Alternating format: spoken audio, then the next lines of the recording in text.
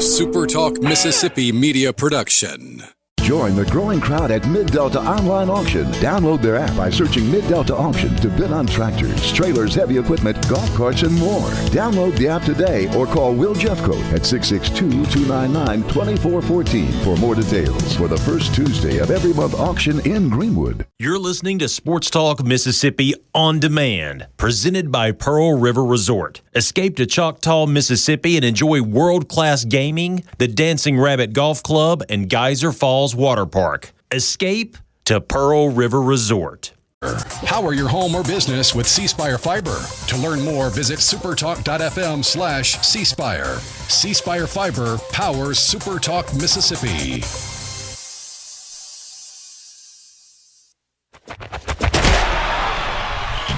To the junction, in the grove, and to the top. This is Sports Talk Mississippi. On your radio and in the game, right here on Super Talk Mississippi.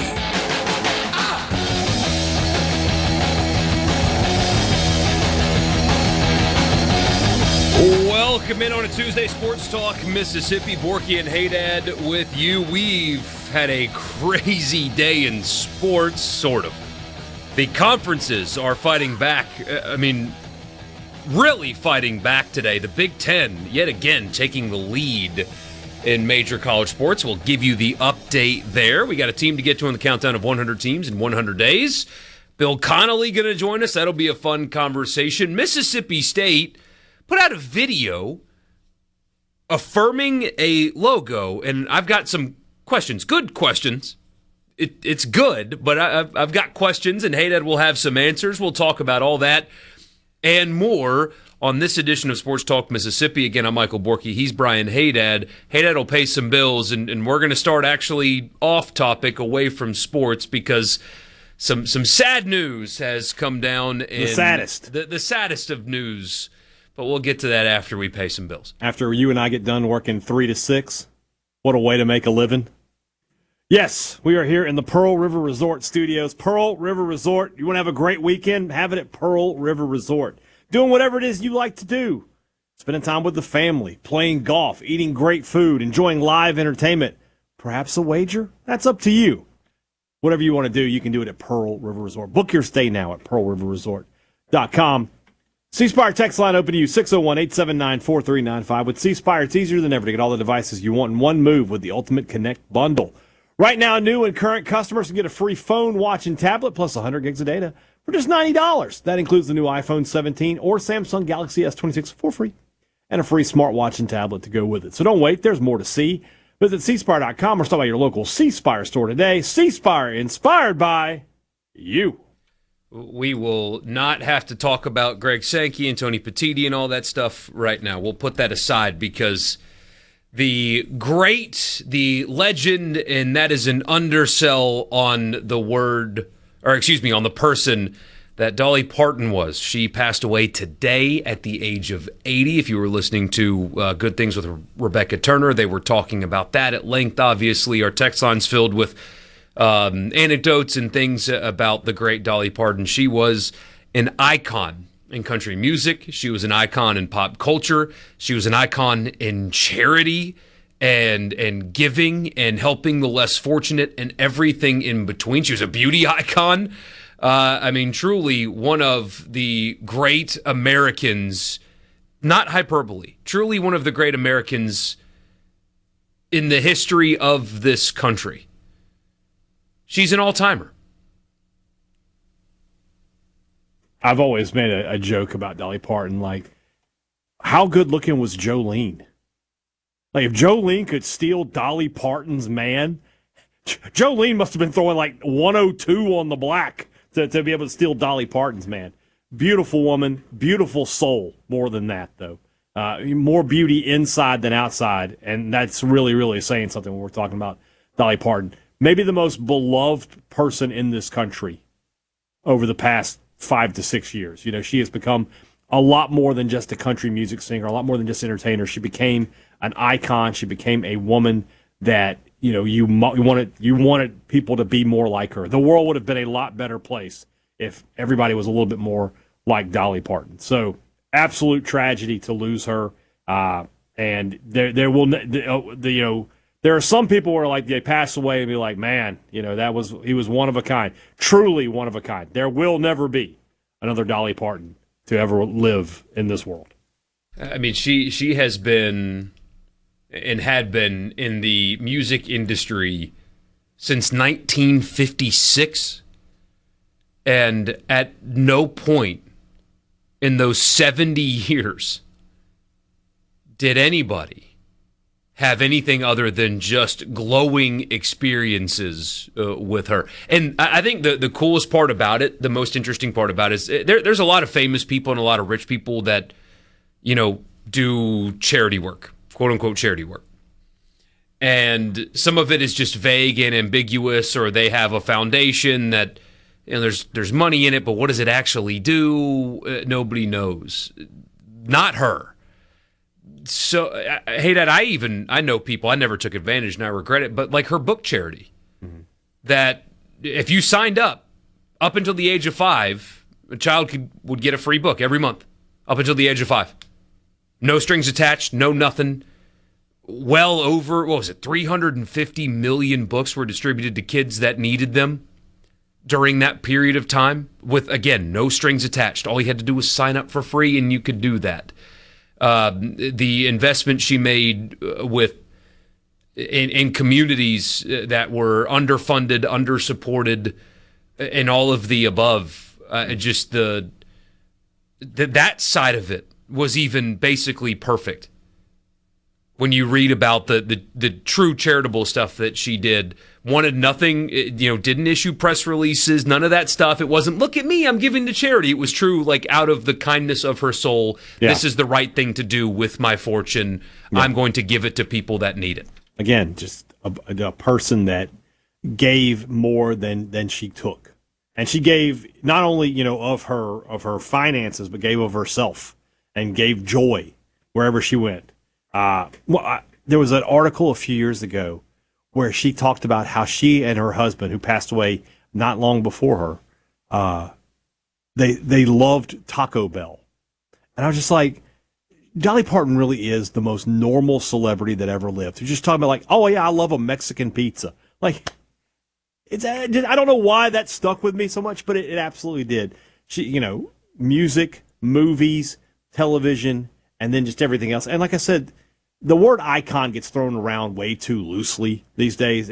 Everybody's an icon. Well, not everybody is, but without question, Dolly Parton is. And especially here in the South, and I would imagine north of us in the state of Tennessee, this is a national day of mourning, in my opinion. We have lost, not like I said, not only an entertainer, not only a musician, but somebody who really, to me, if you want to talk about being a great American, Dolly Parton embodied every single bit of that. She was a great American.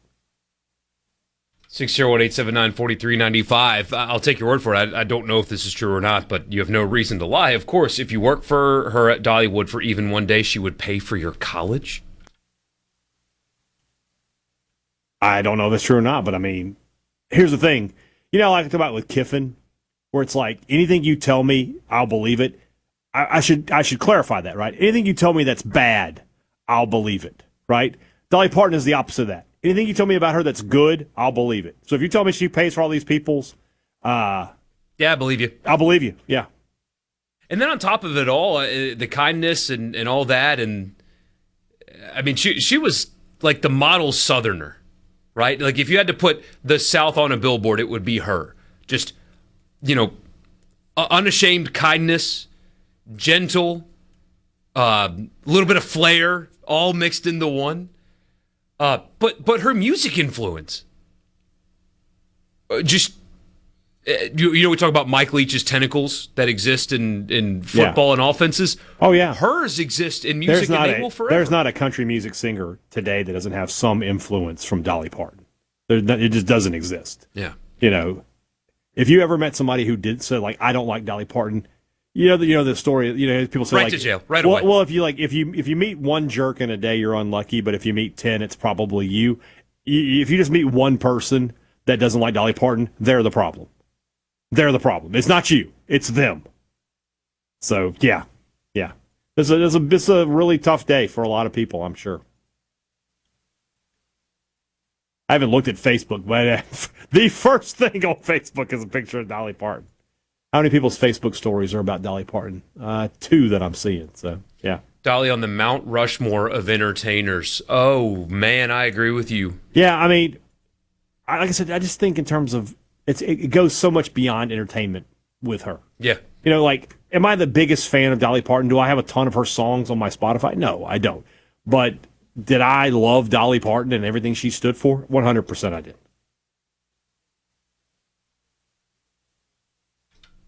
Okay, this might be frustrating.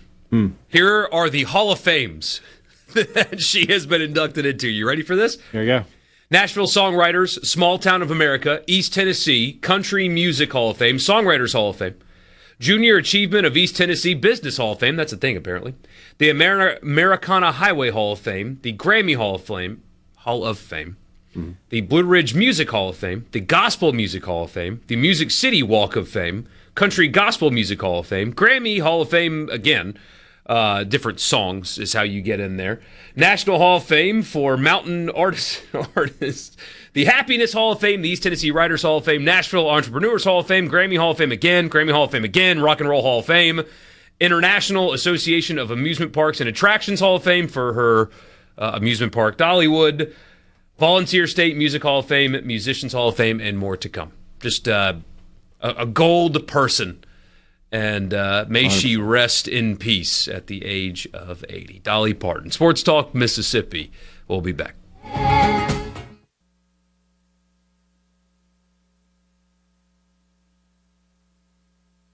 In the Venable Glass traffic. Mississippi.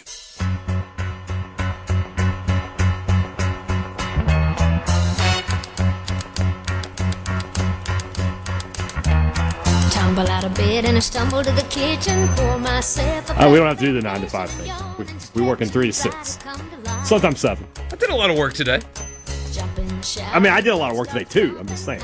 Our hours on this show Yeah. are 3 to 6. Neil, We technically work later than Dolly did. not to brag or anything. I mean, The fact that she wrote Jolene and I Will Always Love You on the same day is... I'm still trying to figure out the Jolene. That's one of the great mysteries of life. Do you think... There was a woman better looking than her. Like, how did that happen? I assume there was other people in the room, right, when she was writing those songs on the same day. Do you think they knew? Like, could they see like an aura around her, like, oh, something magical's happening here? Like, this is not normal. What is taking place in front of me here? Or did they not? Like, when you're witnessing something like that, do you know in real time? No, you don't. I don't think you do. I don't think you do. Because I think about that too with, like, historical documents, like our founding fathers when they wrote the Declaration of Independence. When they wrote the Constitution, did they realize exactly what they were doing when they were doing it? No, they don't. No, I don't think so at all. It's amazing to think about. Yeah. Neil sends us a picture. This is really cool. He says, got to meet her on her 80th in her studio. That is an incredible picture. And what a cool memory that is for you, man. That is awesome. She released a video back in May. So we don't know the cause quite yet. And I'm not interested in finding out. It doesn't matter. But she did release a video back in May saying that, she had some health issues and described it like an old car that's getting, some engine work and stuff like that. And, but she did say she was going to try to get back and tour and those kind of things. Obviously, that could not happen. But she was dealing with some health stuff. Here's another picture of Dolly walking around at City Grocery. That's extremely cool. Yeah. Let's see. Bank teller was flirting with her husband. That's about where it came from. Just saying. If I was married to Dolly Parton, you talk about locked, vision lock. Wouldn't look any other way. My eyes wouldn't even go one side or the other.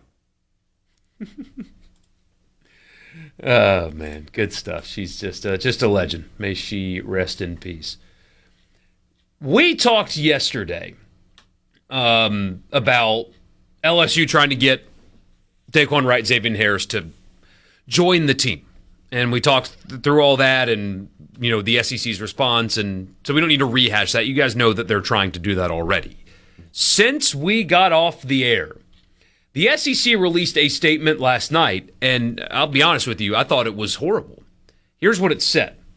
College athletes, not former professional athletes, have been at the heart of the Southeastern Conference. Individuals who choose to leave college athletics, sign professional playing contracts, and compete professionally should not then be permitted to return to college competition. Allowing that to occur will blur the line between college and professional sports, create significant competitive equity concerns, and reduce opportunities for high school and current college athletes. College sports are for college athletes. The current confusion around national eligibility standards emphasizes the need to advance the Protect College Sports Act. That was the statement released by the SEC last night. It was not received particularly well, in part because people are so sick of hearing you pass the responsibility to Ted Cruz and Maria Cantwell. I mean, just the collective eye rolling. I mean, come on. Your LSU's taunting you in the face and you're still doing the please help us Ted Cruz thing? Give me a break. This morning, though, things changed. The SEC is having some kind of in-person meeting in Birmingham with the presidents of the university, of all the universities. And the Big Ten also had similar discussions, as did the Big 12 and the ACC. The Big Ten, though, acted first. And they ultimately decided to create a rule that would ban former pros from playing in the Big Ten. And here is the general what their rule is. Players who declared for the NFL draft and did not withdraw cannot come back to the Big Ten. Any football player who signed a contract with a pro sports league cannot come back and play in the Big Ten. And anyone who was officially on a professional roster cannot come back to the Big Ten. Now, there's an important layer to this rule that I actually like. This does not include players that received a mini camp invite but did not make the team. So, like Silla at Mississippi State, if I understand his circumstances correctly, he got a tryout invite, but was not a contracted NFL player, if I understand his story correctly. I know Manning got a minicamp invite, but I don't think he made the 90-man roster. Did not.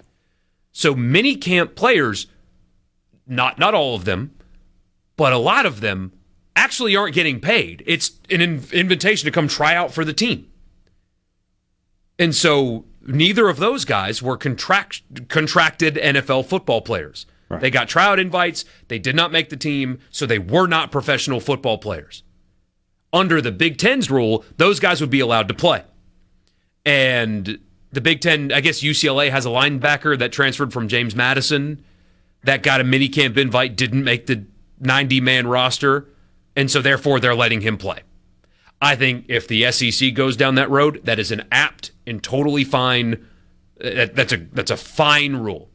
And I don't know what the counter-argument against that would be. If you never actually made a roster and you weren't under contract and they didn't pay you, you weren't a professional football player. Right. So you should be good to go. The SEC has not acted on this yet. Now, they've been having meetings all day about this. The ACC also is exploring the same thing as the Big Ten. The Big 12 is also exploring the same thing. Chris Lowe reported that a president in the SEC called it a mockery with what is going on with former NFL players trying to return, and expressly LSU bringing in transfers within the league. The meetings are continuing this week in Birmingham. 14 of the 16 schools strongly oppose former NFL contracted players coming back. One is presently undecided. My guess would be either Texas or Missouri. I'll explain that in a second. And LSU is apparently holding firm. So the Big Ten made a rule. The SEC has not done that yet. Do you have any thoughts? I mean, this is the way it's got to be, right? And I don't, I think you just said it. Like, it's not going to stop the lawsuits. They will absolutely sue and try to, but my guess is you can tie it up in enough courts and appeals. And here's the thing, like, who is fighting who, right? If the SEC is fighting one of its own schools, the SEC is going to win. they have too much leverage over the other schools in terms of what they can do to them from a schedule. We talked about the other day kind of jokingly, but like, okay, you want to do this? Next year's schedule, here, LSU, you've got 7 home games. They're all at 11 a.m.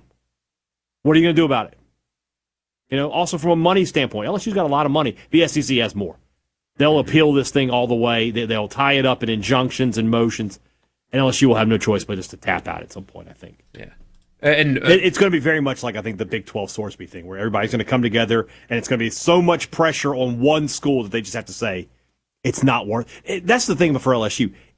Is it really worth it? Is Daquan right? The difference between making the playoff and not making the playoff, winning a national title and not winning a national title? I don't think that he is. He's a quality He's a player, good player, but I don't know if he's championship or is he not. worth Wins all above this? replacement. Xavier Harris, who, I don't know that, is he worth all this? I don't think so.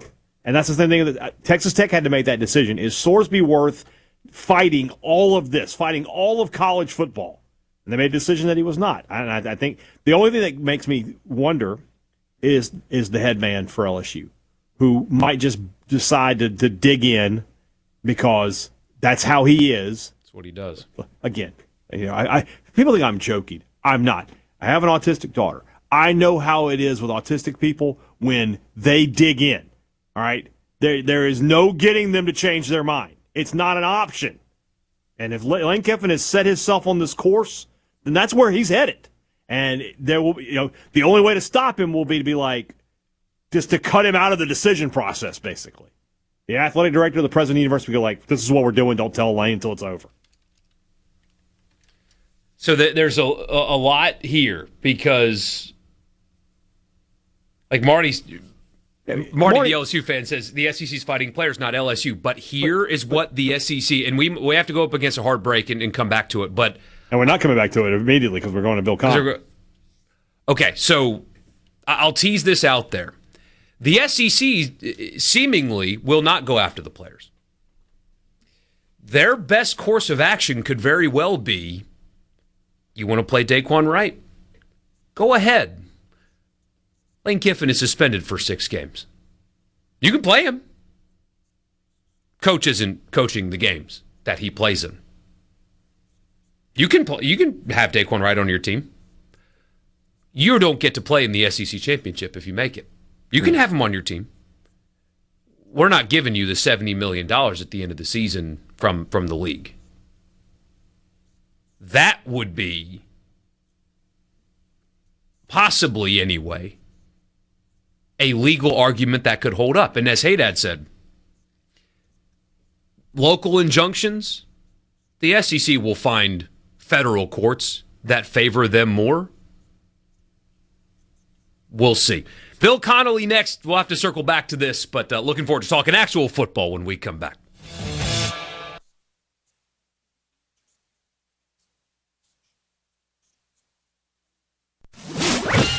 You like this show, huh? Yeah! SuperTalk Mississippi.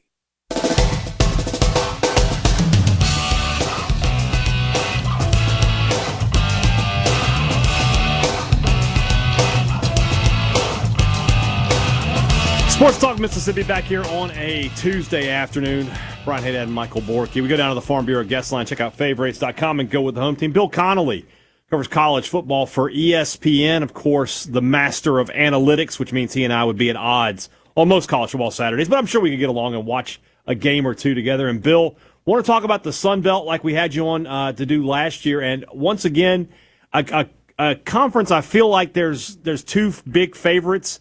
But it's one of those conferences where anybody could step up. But the fact that Southern Miss got a first place vote in the preseason kind of starts with that. But let's start with James Madison. This is a team that, this is their 3rd head coach now in the past, 5 seasons, and yet they are still the overwhelming favorite to win the Eastern Division and probably win the conference overall. How have they been able to maintain such a level of just consistency with that much turnover?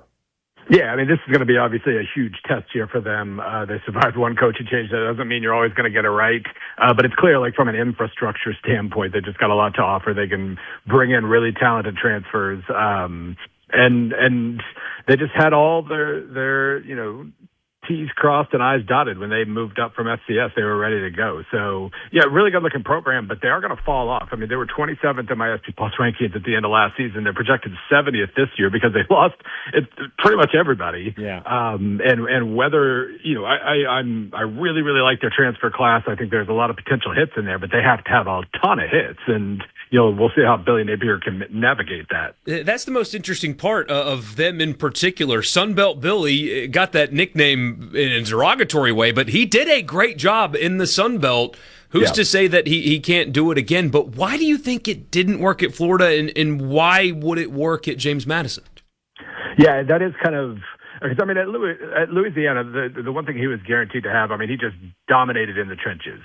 They just had such size in the trenches, and that kind of set up everything else they wanted to do. He had that size at Florida, but it just felt like, they just didn't have the same – he wasn't able to craft the same talent advantages. And when you don't have talent advantages, you have to have tactical advantages, and that just wasn't it for him. That wasn't really what he brings to the table. But he's going to create a really, really physical, mean team. And I mean, you look at the transfers he brought in for the offensive line. I mean, 6'5", 339, 6'2", 321, just big dudes. And so they're going to be able to play really physically. I like the running back options they've got.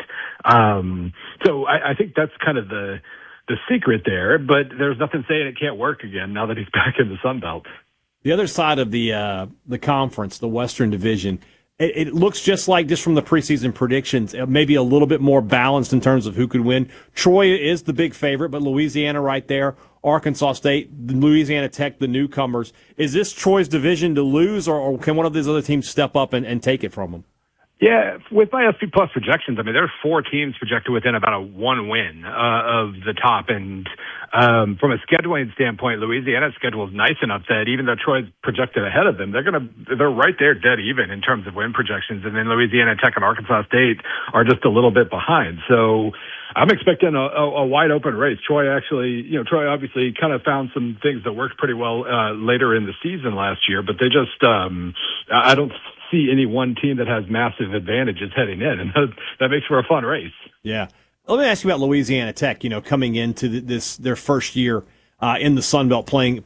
I thought we were going to get a 20-game season out of them between this and the Conference USA thing. Guess it didn't work out that way. But how quickly that's been a program that's had some ups and downs through the years over in Conference USA. Can they be a year in, year out contender in the Sun Belt? Yeah, it's going to be obviously tons of turnover again. So maintaining anything year in and year out is going to be tricky. But, Sonny Cumbie there had a, bad couple first seasons, but in his third year in 24, the defense really kind of clicked. And then it stayed good last season. They were 67th and 68th the last 2 years in my defensive SP Plus measure. Offense was horrific 2 years ago, but it improved to decent last year. And that made a big difference. They obviously jumped up to 8 wins. They got the quarterback back, leading receiver at the very least. Defense is going to be kind of tricky. They lost a ton. Like once you've been good twice in a row on defense, you're going to get rated a little bit, and they don't really have just a ton of last year's starters coming back.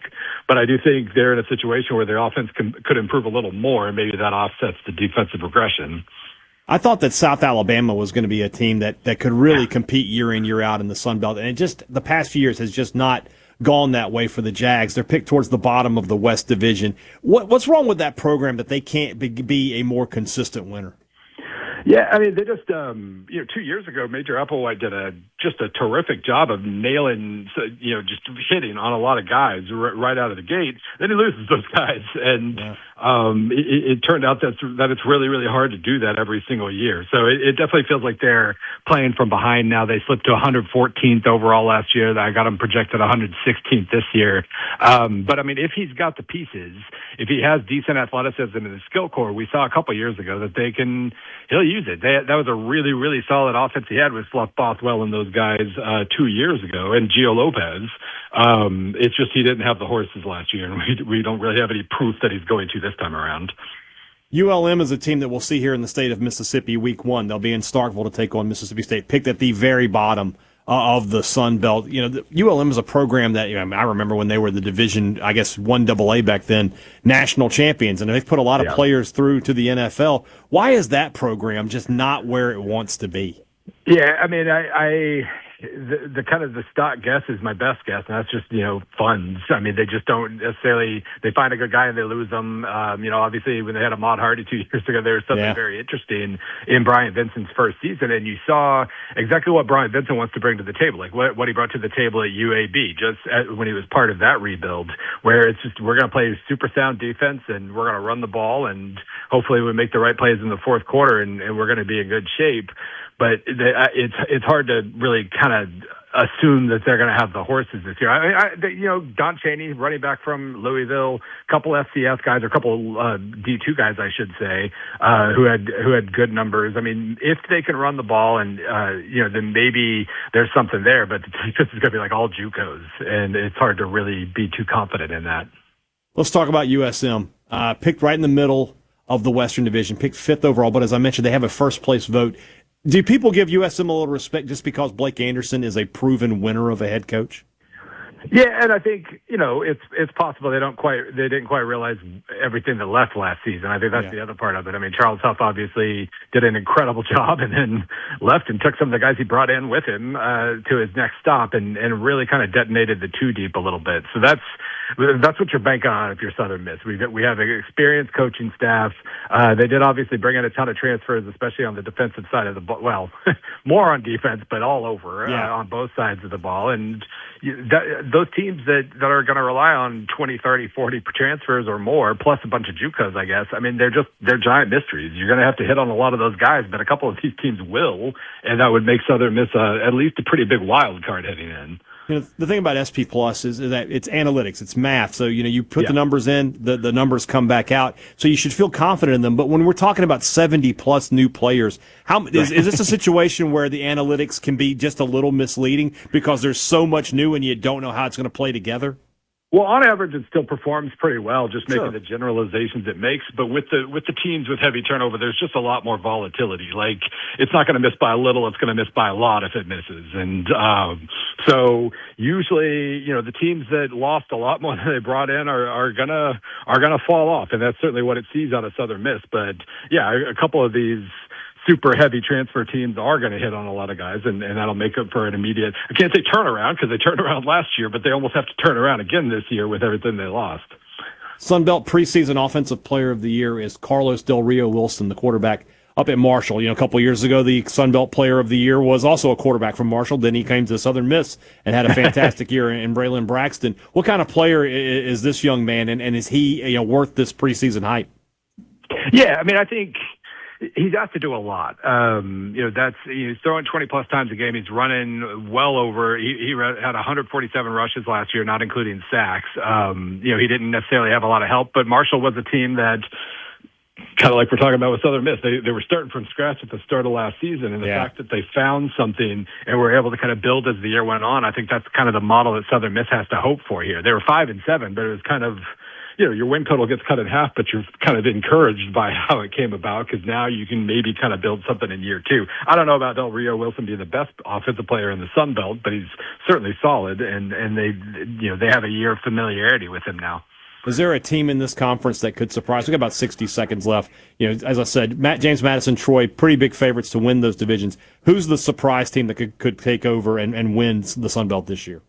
Well, I think Georgia Southern has a good amount of experience, and that would be reasonably surprising. My best guess isn't very surprising. I mean, ODU was really good last year. Mm-hmm. Obviously, a ton of new pieces there as well. But Ricky Ronnie's been kind of one of the best guys at flipping rosters and losing a bunch of guys and replenishing and continuing to do so. So I think there's a chance that if JMU really does fall back, ODU's in really good position to take advantage. Bill, always appreciate your time. Really great stuff, man. Thanks so much. We'll talk to you again throughout the season. Sounds good. Bill Connolly from ESPN, from the creator of SP Plus, one of the best analytics out there for college football and performance. If you follow SP Plus and you bet with SP Plus, you will end up winning money in the long term. And for a guy, that's a big eye test guy right here, it hurts to admit the analytics are right more often than not. Analytics are very, very good. Shouldn't argue with math is basically what I've learned. We'll wrap up the 3 o'clock hour when we come back. Sports Talk Mississippi.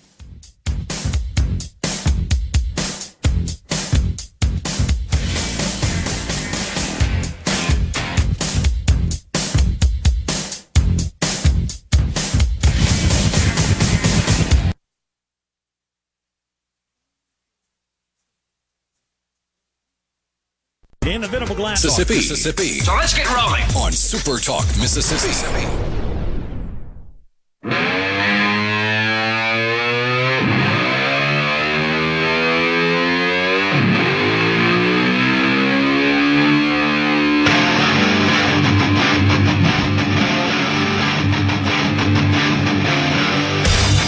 I did forget that Troy has one of my favorite names in college football playing quarterback for.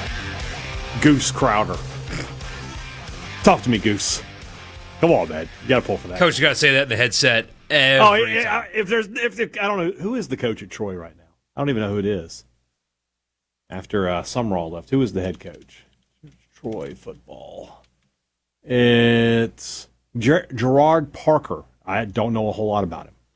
But I'm just telling you right now, if he's not saying, talk to me, Goose, at least once a game, 3rd and 3, game on the line, talk to me, Goose. It's got to be that way. Somebody referencing back to the statement, it was horrible, as you say, Borkey. What did that statement accomplish? And nothing. And the SEC's working today clearly on doing something similarly to the Big Ten. Is it weird that I'm disappointed that the SEC yet again got beat by the Big Ten at something? I mean, the most high-profile situation in this involves your school. Like, LSU's an SEC school, and the Big Ten had to take the lead on this before you. Again. There's already so much unrest about the 9-game conference schedule, the TV deal not being what it was, the lobbying to Congress and that failing. We've heard all of that publicly and privately, that there's frustration. Stakeholders feel like they were misled about the vote and all of those things. I mean, we've heard all of that, and again, the Big Ten beat you. By the way, the Big Ten going to implement a suspension for any coach that plays a former NFL contracted player for half the games. So if the player, comes on in week 4, I guess it would be a 4-game suspension. So it's 50% of the games. That's how you win. Or at least that's how you can try to win. You punish the coach, you punish the institution, not the player. And if a local judge wants to do some TRO locally, fine. Fine. The further up this goes, the easier the win will become for the conferences. Local judge in Baton Rouge wants LSU to win games. Federal judge based out of not Baton Rouge doesn't care about Lane Kiffin winning games.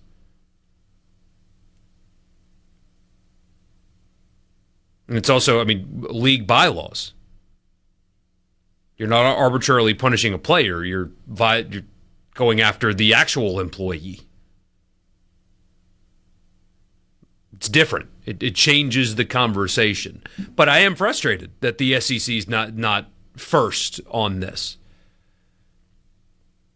It does make me laugh, though, how this is a 99-1 issue. 99% of the country wants the conferences to win here. 1%, all based in Louisiana, don't.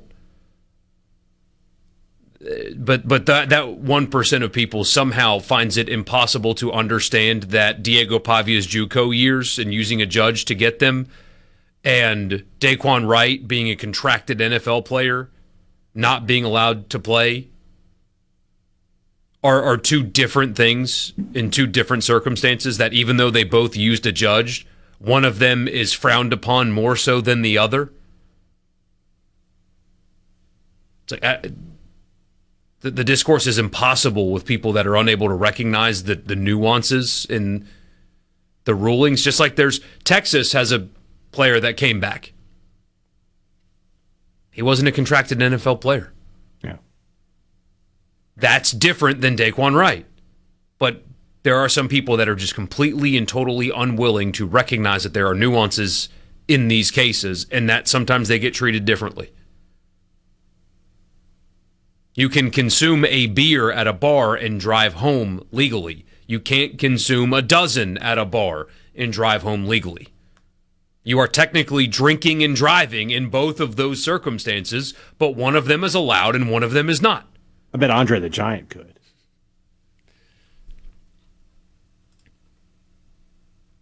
I'm fine. I can't. Somebody says local judge in Mississippi wants Ole Miss to win games. What's the difference? The difference, you are right, by the way, but the difference is the overwhelming majority of people, including every president in the SEC, but the one at LSU, every president in the Big Ten, every president in the ACC, every president in the Big 12, in the incredibly overwhelming majority of fans, the bridge too far is guys that go pro, get a contract, and try to come back. That is the bridge too far.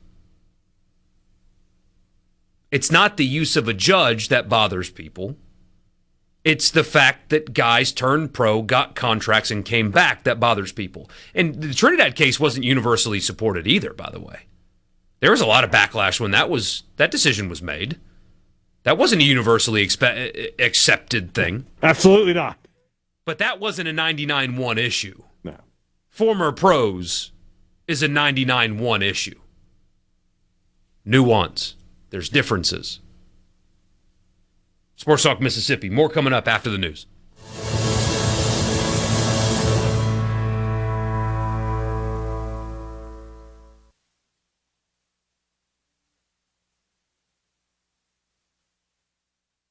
Your Sports Talk Mississippi, right here on Super Talk Mississippi. Exactly.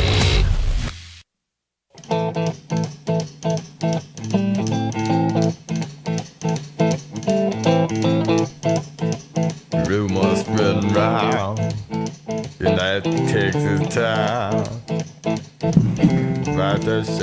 We are back here on Sports Talk Mississippi. I'm Brian Hadad. He's Michael Borkey. We're in the Pearl River Resort Studios, and the C Spire text line is open to you. And 2 days in a row, guys, you guys have been lighting us up. Love to see it on the C Spire text line, 601-879-4395. Don't forget, Tuesday, September 15th, we want you to come out and join us. If you are in the area, we are going to be at Ag Up in Canton for their kickoff to deer season customer appreciation event.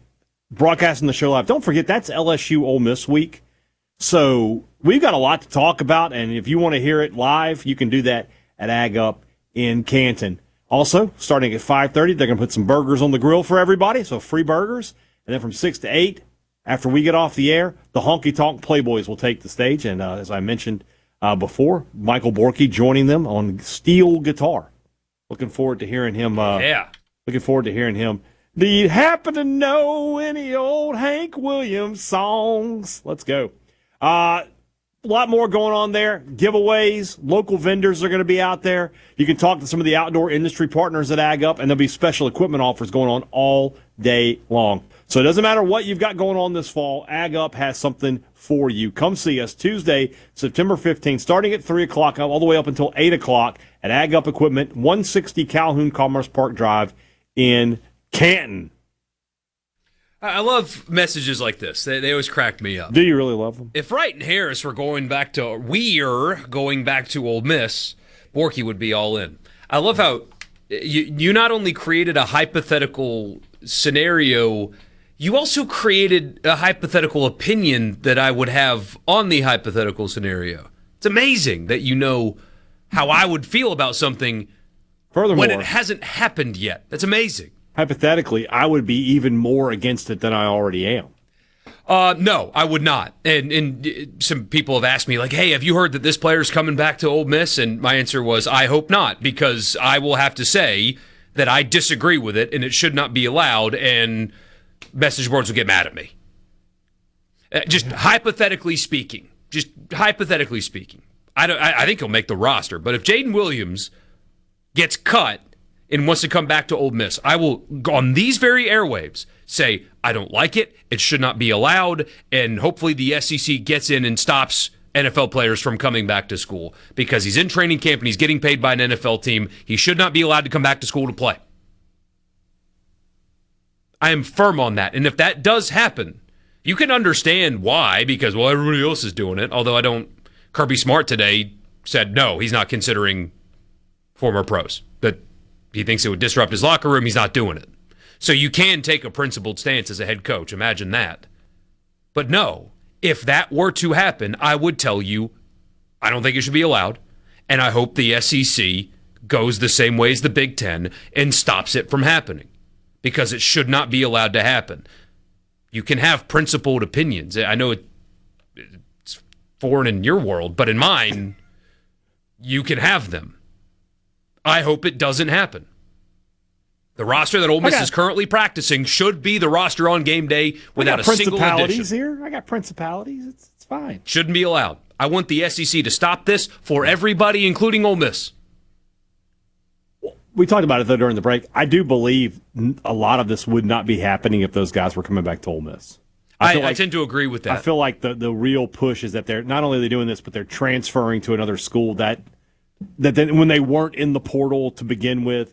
And look, I will say this, and this has been something you hear from a lot of LSU people. I absolutely agree with what this next statement. Like, the NCAA should have either issued a blanket waiver for everybody in the 2022 class, or should have just done this earlier, before the draft, because a lot of guys would have been like, oh, wait, I can get another year, I'll stay. They knew they were going to do this months ago. But as always, the NCAA is run by morons, so this is where you end up.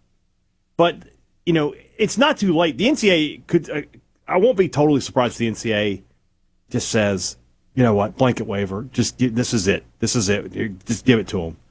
But blanket waiver for 2022 guys and allowing guys who have signed pro contracts to come back. And I swear to God, if the first person that says, yeah, but they're already pros, it's already professional sports, I'm just going to block you from the text line. So, Marty, if you don't want to have a rough Christmas, just don't say it. For all intents and purposes, they are pros, but they are currently not categorized as them yet. Yeah, until they collectively collectively bargain. Unless they are employees, they have benefits. They're not pros. They're quasi pros at best. They're the margarine of pros, the Diet Coke of pros. Just 1 calorie, not pro enough. They aren't pros at this point. So I don't want to hear that. Until they have a union, until they have employment, they're not pros. There's some sort of weird, purgatory going on here. He said, get ready to block me. Get ready to block me. Don't do it. So we can't block because I don't think we can reverse block. I don't think we can I would block him temporarily. Snip, snap, snip, snap. But I don't think I can unblock him. And that, who wants that? Nobody wants that. I think you can, but you got to remember. The problem is you got to remember to do it. Like, it's not one of those situations where they can, what's going to make you think, oh, I should unblock that guy? We have some people who are blocked for real because they were abusive on the text. Yeah. I mean, and we're not taking that. I'm never going back to look for them. So, they're just gone at this point. Hey, Louie, in the 662, you are getting got by a fake Twitter account. One of the great things that Elon Musk did to Twitter. I don't know if you know who retweeted that earlier today. I don't, actually. I'm not going to say it on the air. I don't want to embarrass this person, but I will tell you in the break. Okay. But it is disappointing. Oh, no. That the person who got by that got. But, Louis, that is a fake Twitter account. That is. And unfortunately, I mean, there's the political side of Elon Musk buying Twitter and how it stopped shadow banning people that had different opinions, more on mornings with Richard Cross or middays with Gerard on that. One thing that he has done that has destroyed the platform is removed verifying legitimate media and reporters. And as a result, you can just pay whatever $6 a month to get the verified badge, and people fall for obviously fake news or a guy trying to troll. Old Twitter, you got the verification badge if you were a legitimate member of the media, even if you thought, CNN's fake news, but at least it's the actual CNN person that's putting this out there as opposed to somebody pretending to be one.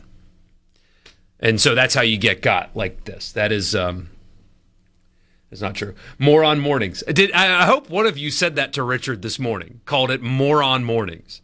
I hope you did. He'll end up texting one of us, hey, Dad, what did you guys start? I didn't do anything. That's all you. You don't have to have a union to be a professional. That is true, but the distinction at the moment is that college players are still technically not professionals in that sense. That's all that what we're really saying there. Yes, they're paid to play. They are absolutely pros, but they haven't been actually classified as them yet. It's stupid, but that is where we are. And that is where things are. What punishment can the SEC office take against LSU if they break the intra-conference transfer rule? Well, it's not just the intra-conference transfer rule. They're also working on implementing the you can't take former NFL players that were under contract. They're going to implement that. The Big Ten just did it. They're going to as well. I don't know what the intricacies of the SEC bylaws are. I do know that the opportunity will present itself for them to punish coach and institution, and they are going to try to do that if former pros play. They're working on that right now. I wouldn't be surprised if we have some kind of announcement by the end of the day. Definitely by 3 o'clock tomorrow, we'll know what the SEC's action plan is going to be, because cut day is 6 days away. They don't have time to waste. Right. They got to get this done now. We'll see if they can pull it off. We'll see if they can pull it off. 601-879-4395. Did you see that Vanderbilt announced not Jared Curtis as their starting quarterback today? Yeah. That's not going to last very long. Very surprising. Like, if I'm that kid right now, I'm like, wait a minute. I came to Vanderbilt. I was the number one quarterback in the country. I could have gone anywhere I wanted. I came to Vanderbilt, and you're telling me I'm not going to start? Like, that's how guys end up in the portal quickly.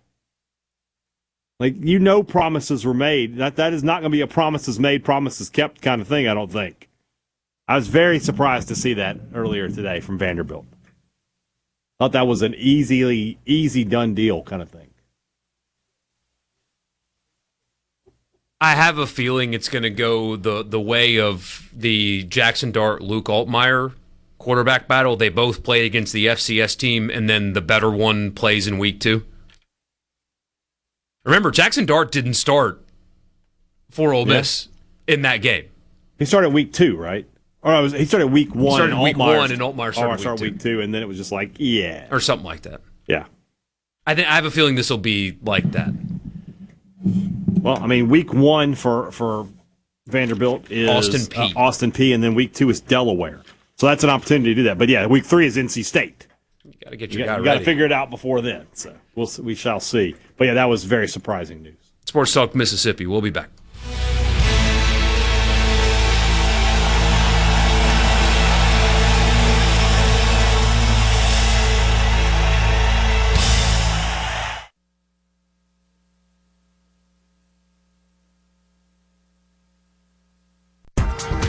Wait. Sports Talk Mississippi, covering your Mississippi teams. I've been waiting my whole life for this. Don't touch that dial. Here on Super Talk Mississippi.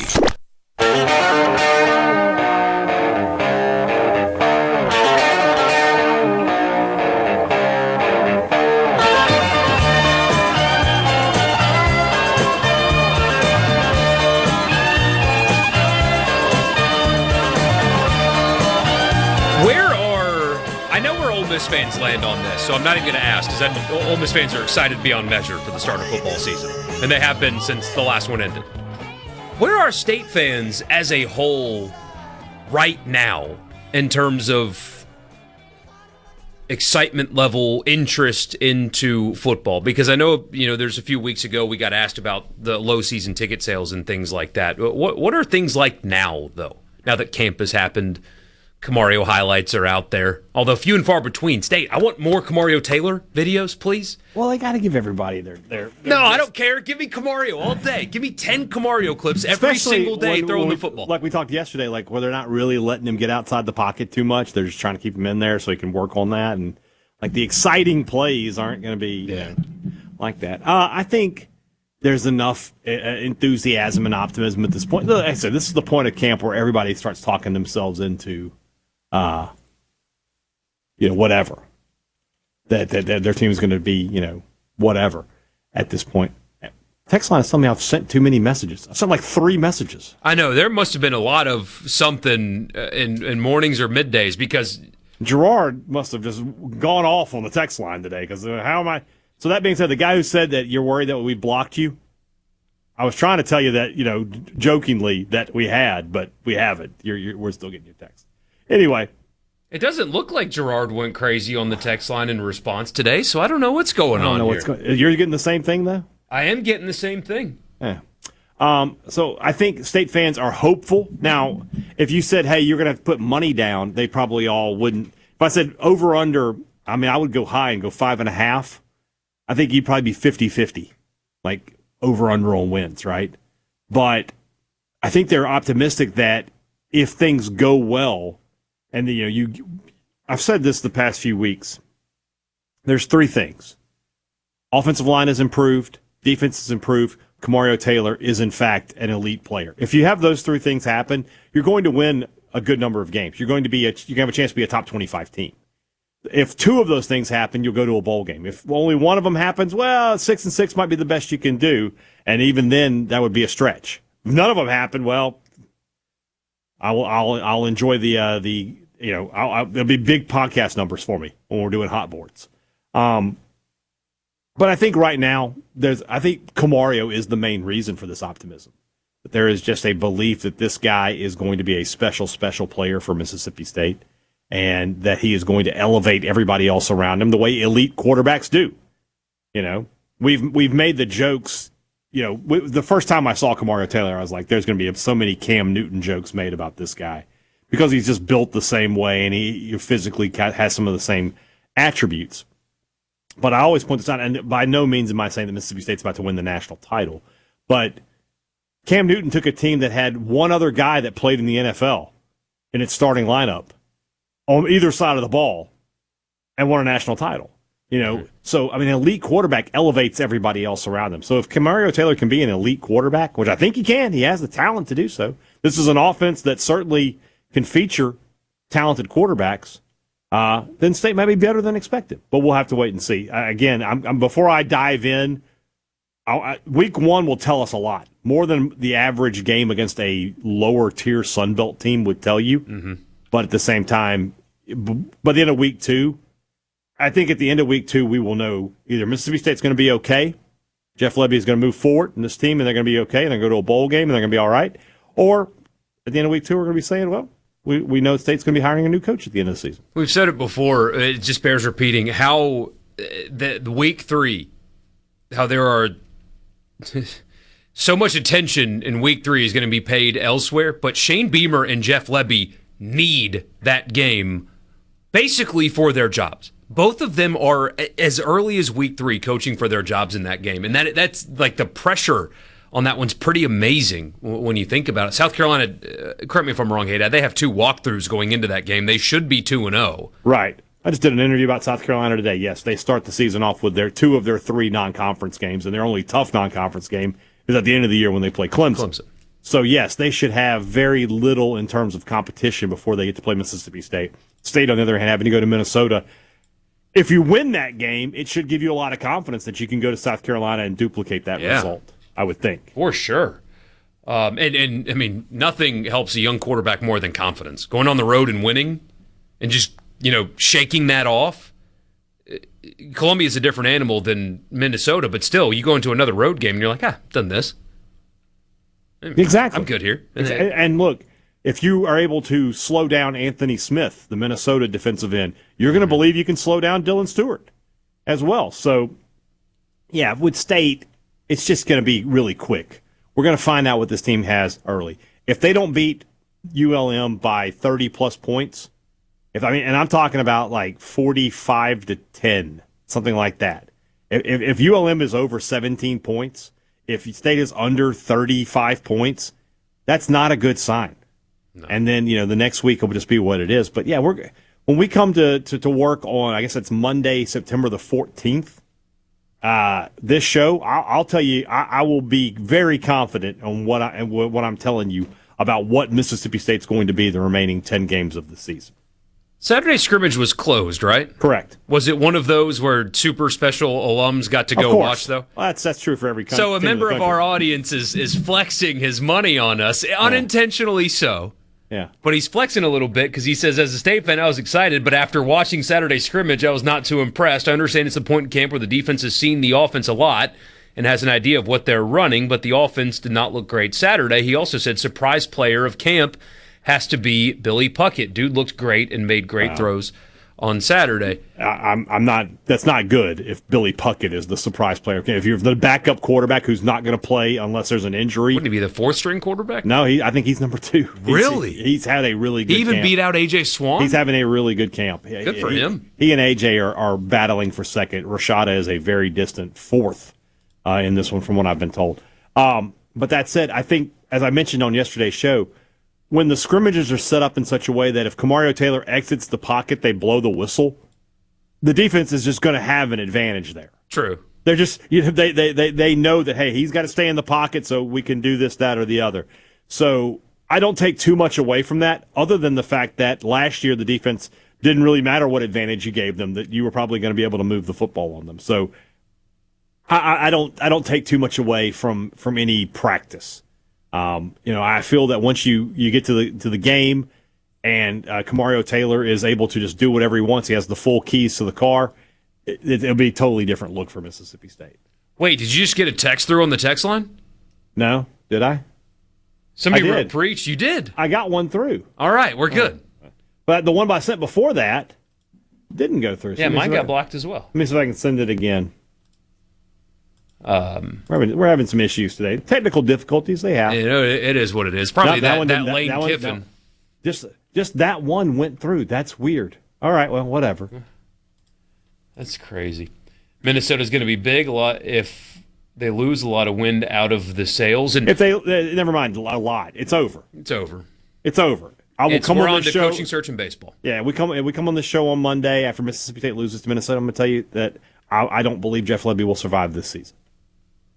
And look, could he turn it around, win 7 or 8 straight? Sure, he could. But would that be likely? Would that be, what Vegas odds would be? Would the probabilities be in favor of that? No, they would not. I think State's more talented than Minnesota. Yeah, I think PJ Fleck would trade rosters, boom, right now. I think he would. Obviously the Smith kid is a difference maker for them, and that can be the kind of guy who can swing a game if he's just pressuring Kamario and State can't block him. But I do think State is the more talented team. I think Fleck is a better coach, and it's on the road. So, what do I always say with these games, or the toss-ups, right? Who's the better coach? Who's the better quarterback? And where's the game being played? 2 out of 3 favor Minnesota. So it's going to be a tough game for Mississippi State. But they need to find a way to win it. And if they do that, then everything's on the table for them. If they lose, it's going to be a long year here in Starkville. He said, not flexing muscles, former players were allowed to watch. Thanks for the great content. I tried to reply and said, we appreciate you, but again, the text line won't let me reply. So I'll just say publicly, we really appreciate you being here, and thanks for the insight. I still maintain, it's a soapbox I'd always get on, fans should be allowed to see an open scrimmage or an open practice of their team as they get ready for the season. They should be allowed to do it.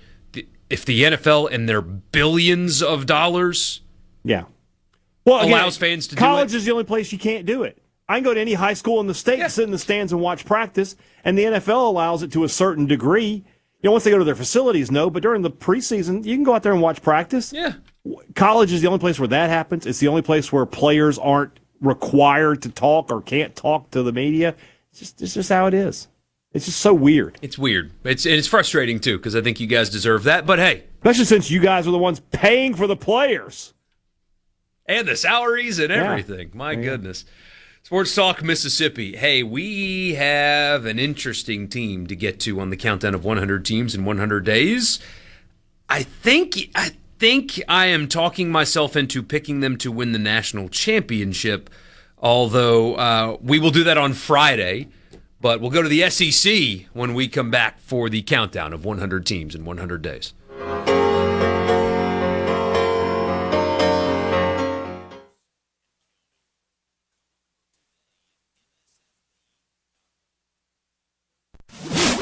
SuperTalk Mississippi. Did you get that memo? Yes, sir.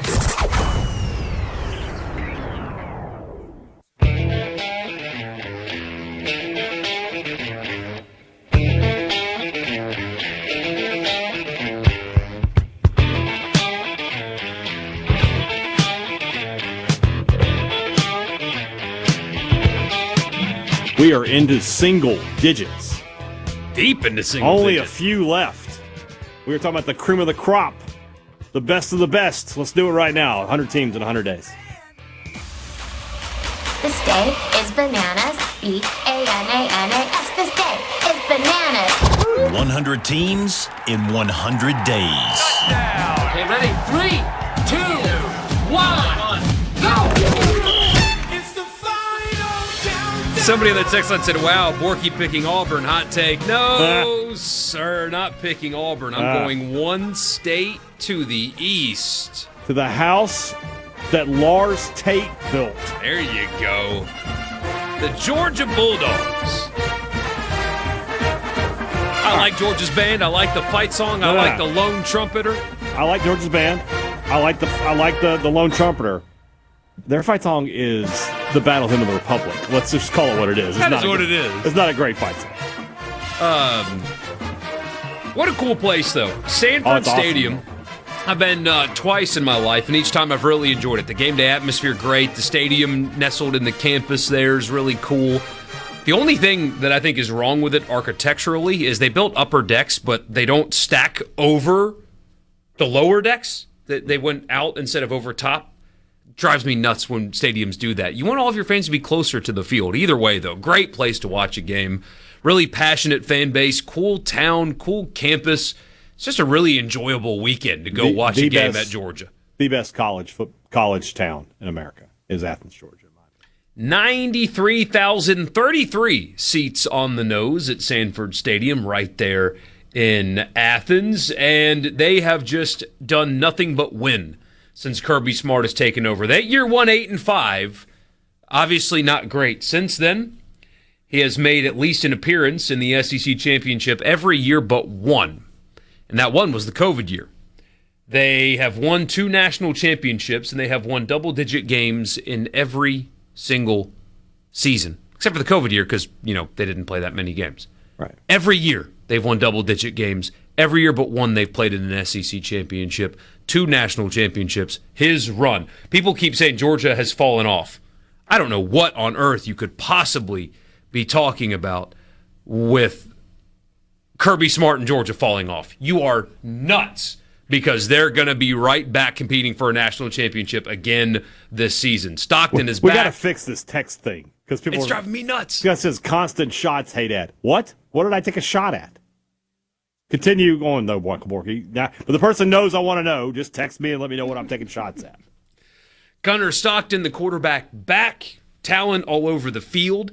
Less depth, because everybody has less depth these days.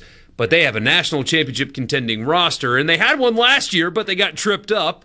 Here's how it looked. They beat Marshall, Austin Peay, and then they won at Tennessee in overtime. Remember the kicker that was so nervous he was shaking? That was that game. That's unbelievable, yeah. Then they lost to Alabama by 3, which was a huge win for Kalen DeBoer. Mm-hmm. Alabama's a thorn in Kirby Smart's side. Everybody else he dominates. Alabama, though, for whatever reason. It's weird, but it's absolutely true.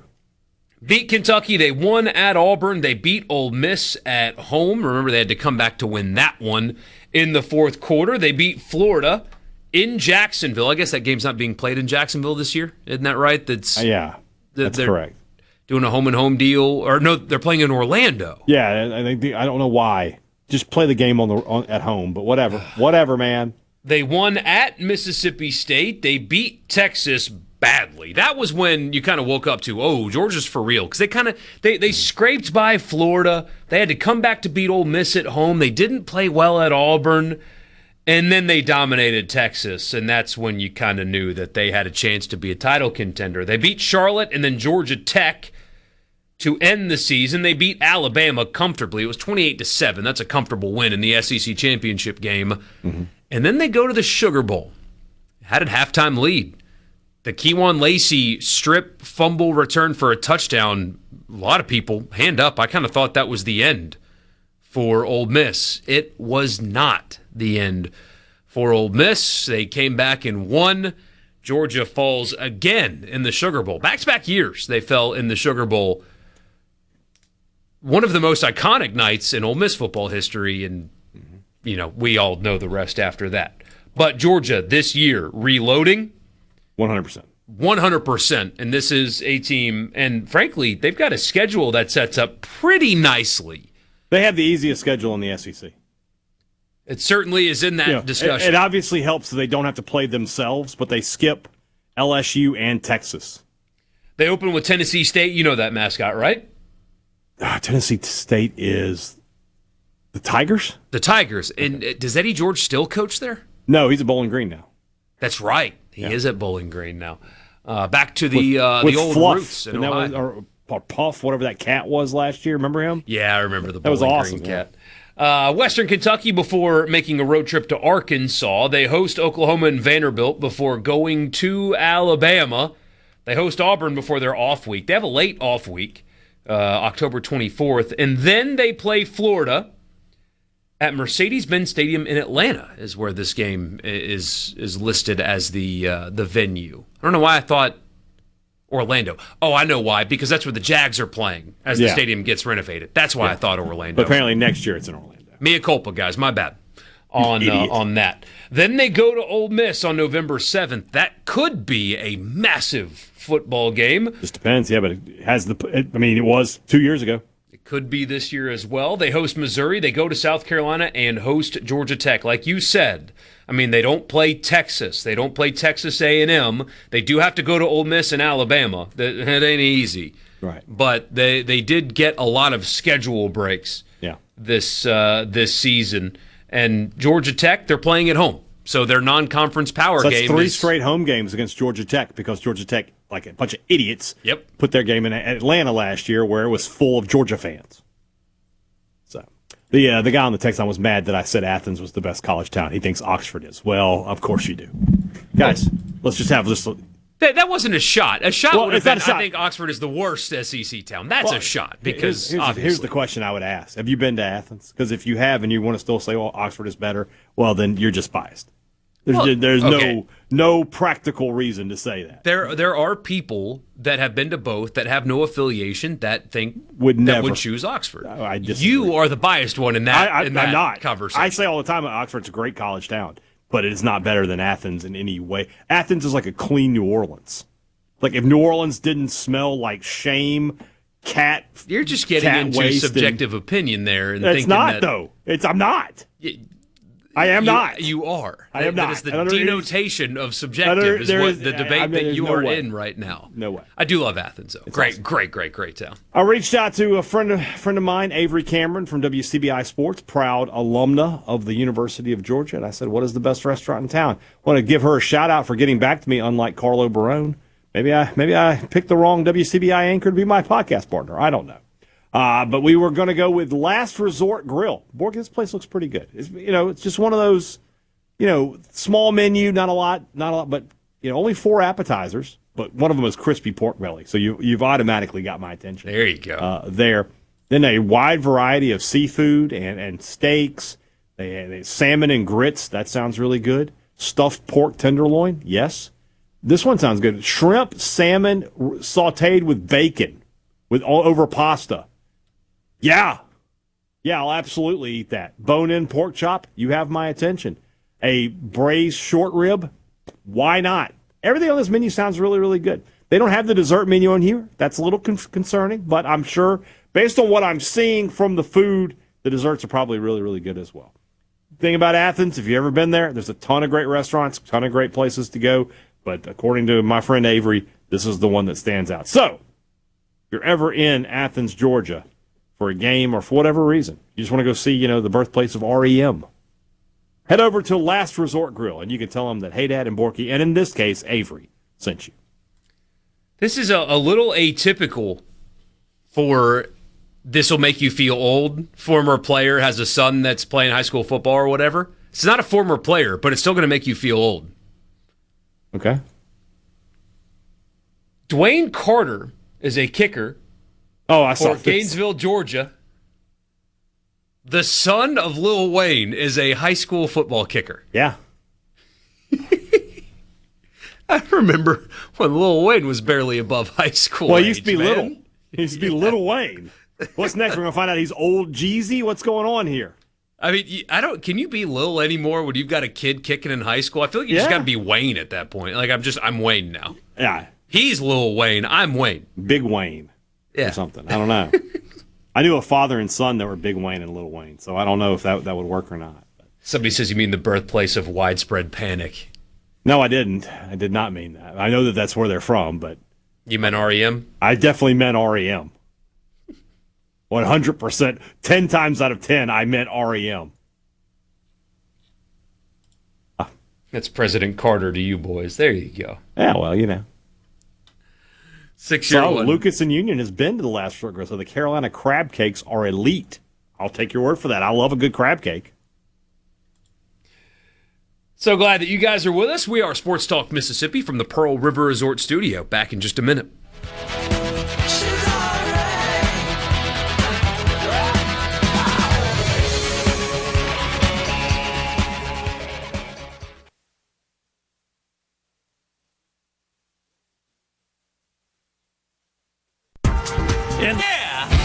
On Super Talk Mississippi.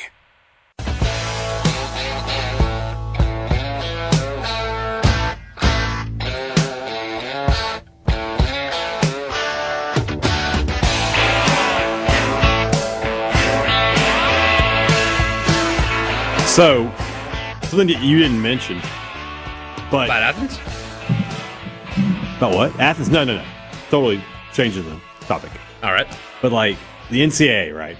The most out-of-touch organization on planet Earth, right? So, all of this is going on. Guys who were in the NFL a day ago are going to be allowed to play college football this season.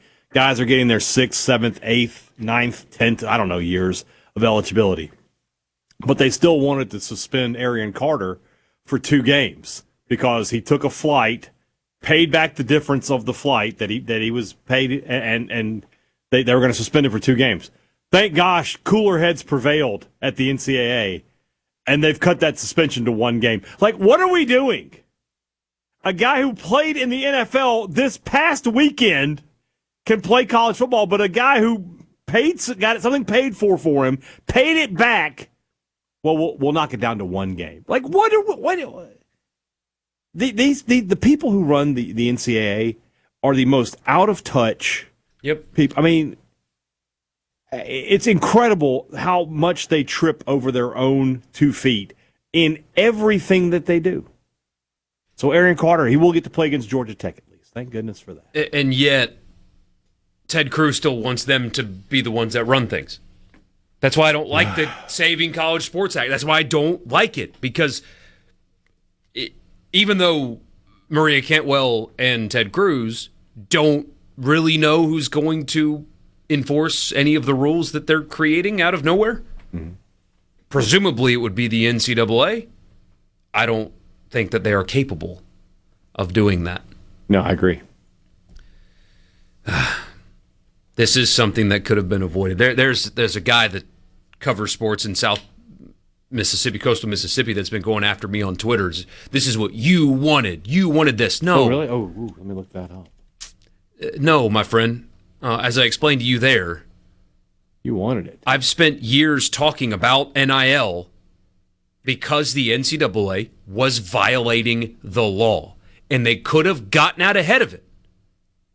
Because people like me were talking about it all the way back in 2016. Hey, do it now so it doesn't go crazy later. They knew it. That was a position that a lot of people had that told them, hey, Mark Emmert, do it now. You're going to start losing in court because you can't defend your rules in court because they're against the law. Do it now. Give them a cut of the money. Do it now. But instead, they dug their feet in, and they didn't act, and then they started losing in court at every turn, and they now have to give so much more than they would have had they gotten out ahead of it, had they gotten out ahead of the transfer portal. Hey, stop restricting transfers in the way that you currently do it. Give them 1 penalty-free trade. Do all that, and then you won't get sued because they'll be happy, and they won't even think about antitrust stuff. But again, all this chaos is my fault for wanting them to I agree. get out ahead of it. Yeah. So 100%. So he says, what's your solution? Then yes, y'all promoted it, own it. I offer the solution literally every single time we talk about it. Yeah. It is up to you to hear it or not. Every time we've talked about this, we have given the same explanation. Every time. Stop treating the football team the same as the golf team. It's easier said than done for sure, but you had a decade to do this and you chose not to. And collectively bargain the same way that the Tennessee AD is talking about. Kirby Smart has talked about it now. Drop the charade and create an agreement that does not violate the law. And more on Mornings with Richard Cross, it baffles me that a bunch of self-professed conservatives are for the NCAA and the government restricting the freedoms of Americans that did not agree to it. That's hypocrisy to me. But I don't know how to break this to you, but a lot of that at the government level, a lot of it, a lot of people. I'm going to put a toe in the pool here, but a lot of people espousing conservative values in one way and not in the other way. Don't call yourself a conservative if you want the NCAA to have supreme power over legal adults. There are very few conservatives in the world of politics anymore. It's just, what do they want? It's what do they want government to pay for more than anything else. Every time we've talked about it, I've said the same thing. All the way back from 2016 to now, the same thing.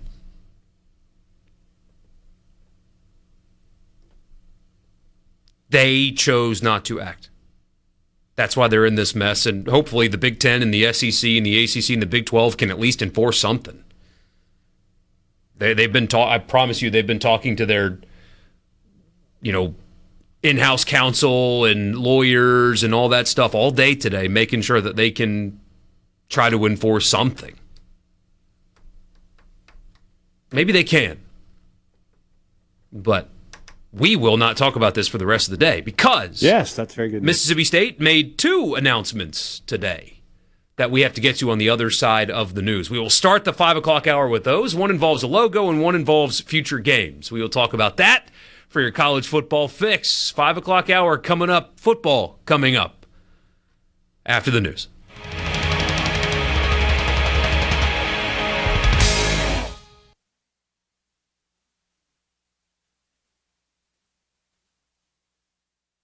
Right here on SuperTalk Mississippi.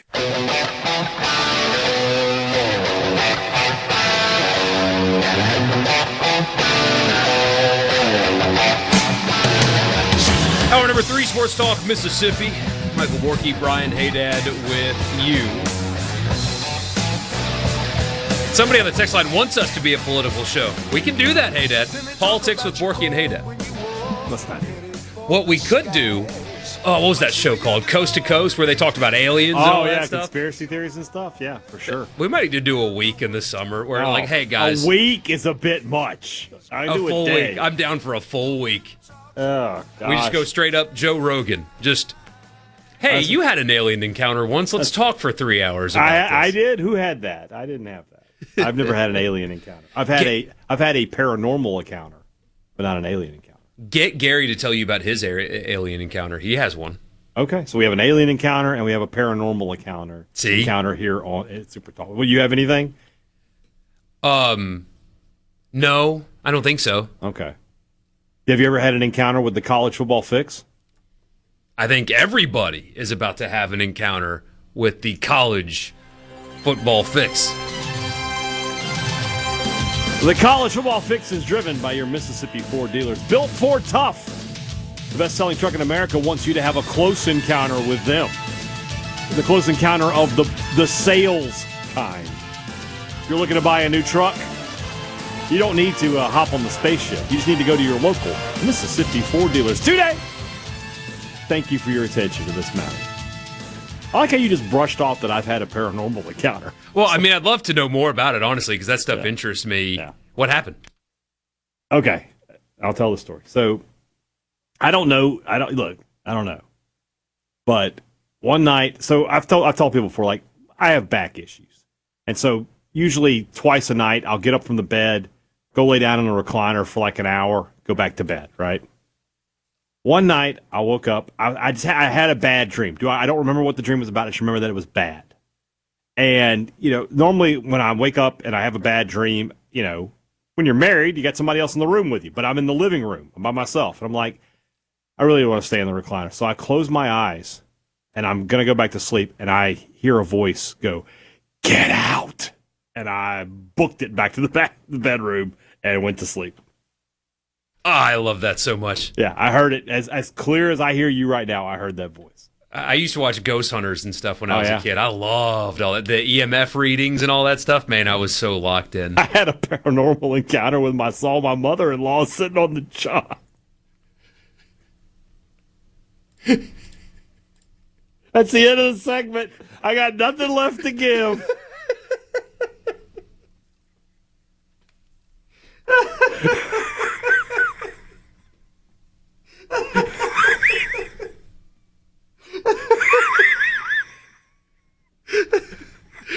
How'd you explain it to your wife?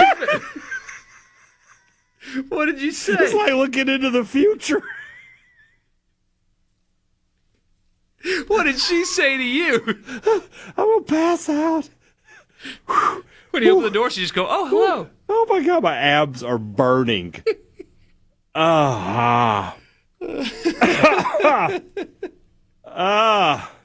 Scheduling news. Lock the door next time, Cat. Yeah, exactly. Lock the door. Come on, Meemaw. What are you doing? Oh, my gosh. Jeez. It's almost like she wanted to be found.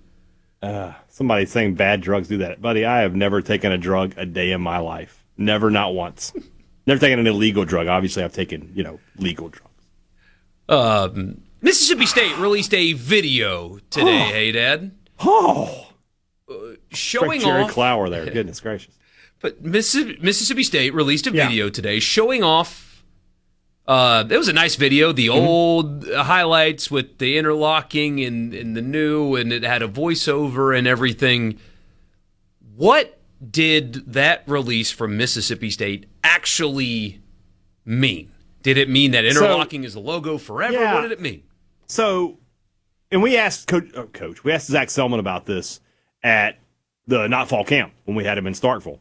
And, just basically like, is that now the official logo? Because by the end of the season, State was wearing it almost every week, and you just sort of go from there. They wore it against Ole Miss.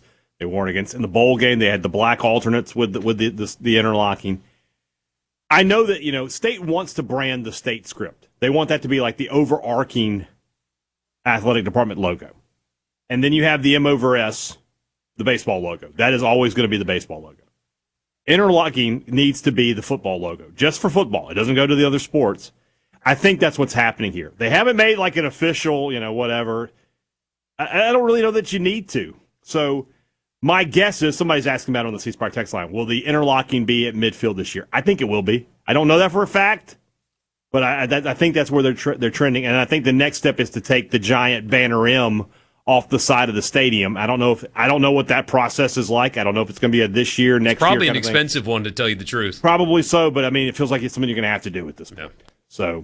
So we will not see the banner M anymore with football uniforms and field paint.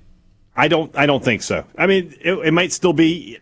I think last year wasn't like on the collar, like right here. Mm-hmm. I don't know if that's going to be there or not. I don't know if there's a new jersey coming or anything like that. But as far as on the helmet, I don't think you're going to see it as much with football. And I don't know how much you're going to see it really with basketball either, because they do a lot of script State. Yeah. And they do that. It's not the banner in, but it's like the Mississippi State look. I think that they stick to that more than anything else. So we shall see. So what happens to Script State with football? Script State is the athletic department logo. For football, I don't know that you'll be seeing it as much.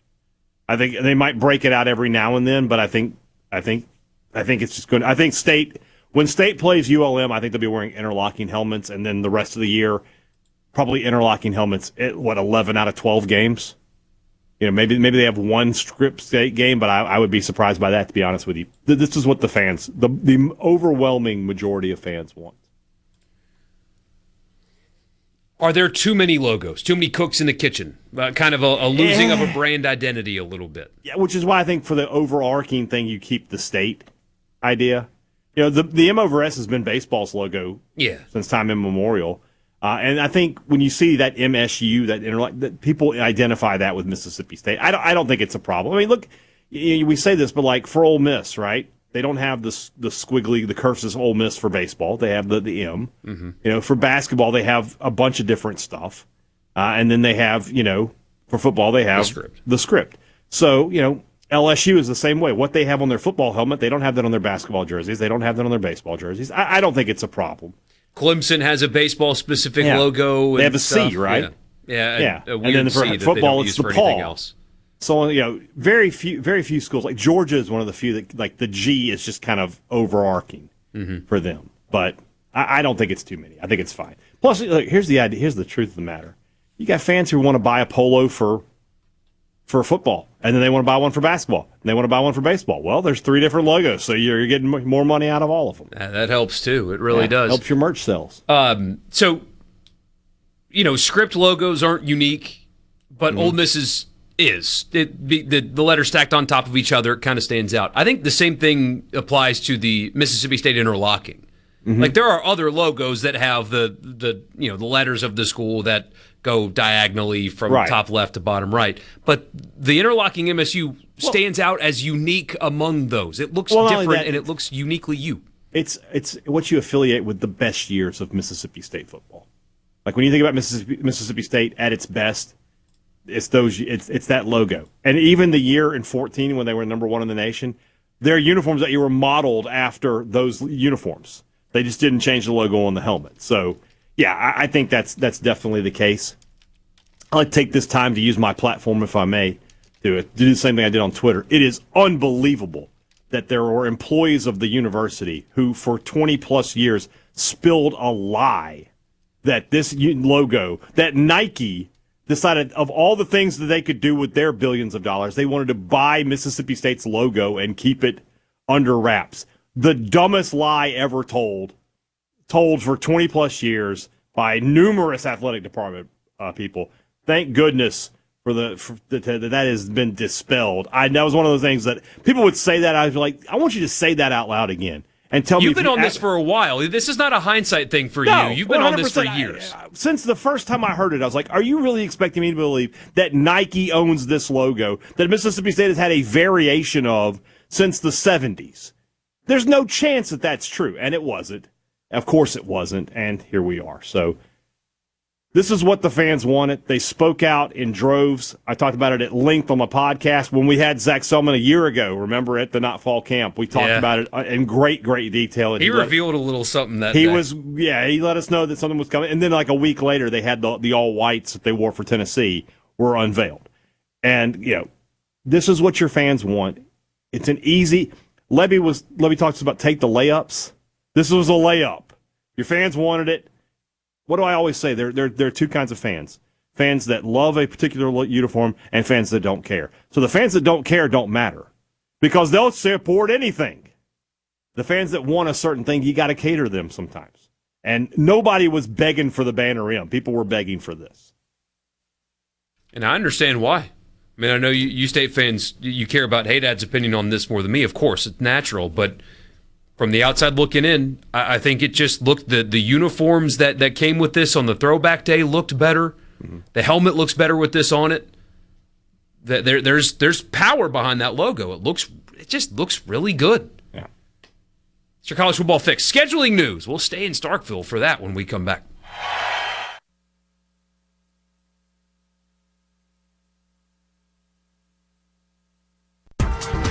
Game. Sports Talk, Mississippi.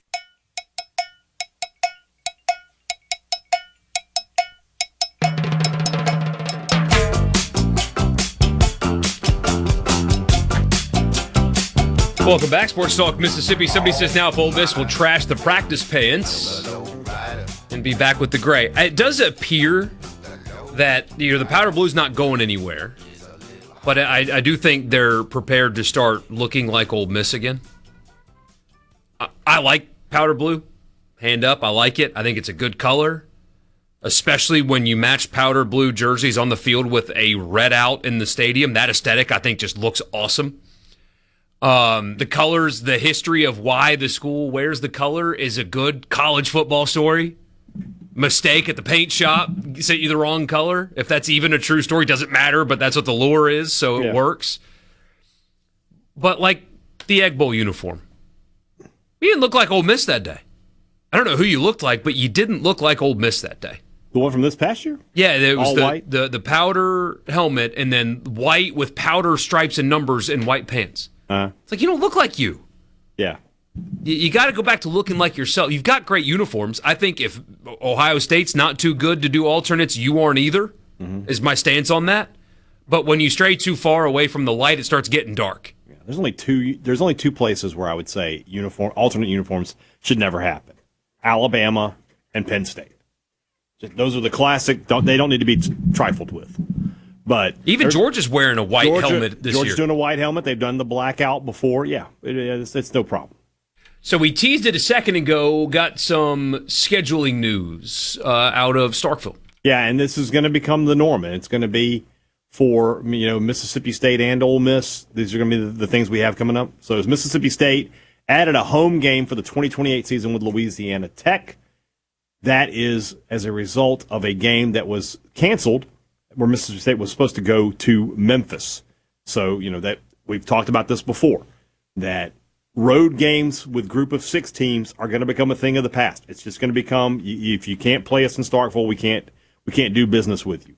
All right, State will always be able to find the home and home games with the Power 4 team that they have to play, but they just can't do this anymore because of the 9-game schedule. So Memphis out in 2028, Louisiana Tech coming to Starkville as in. And we talked about it with Jeremy McClain, and it's been brought up again. I think I saw somebody on Twitter talking about it today that Mississippi State is scheduled to go to Southern Miss, I believe, in 2030 or 2031. It's one of the two.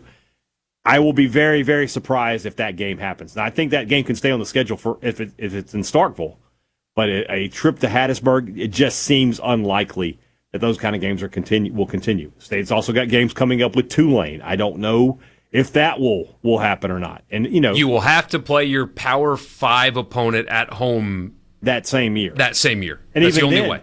Even then, I mean, are you for sure you're only getting what? You get 7 home games that way, or is it 6? Well, that would be 7. But remember, the SEC with the imbalanced schedule, some years you'll have 5 home games, some you'll have 4. You have the 5 home games plus your Power 5, because you're going to want to keep 7 home games. Yes. So you can't do it. If you're playing 5 on the road, and then you have another road non-conference, that's only 6 games at home. Nobody's going to want to do that. Can't do that. It's just not going to be that way. So this is the new thing with college football. So Louisiana Tech, good Sun Belt program, played in Starkville many times before, has given State some real trouble in past seasons. Obviously, that was a long time ago, but I mean, even Leach's his second year. Remember that game? Louisiana Tech got up. It was 34-10 or something like that, and State had to put on a furious comeback to win it. So, what year was the crazy 3rd and goal from the 97? 7? Yeah, that was 2017. That was Mullins last year.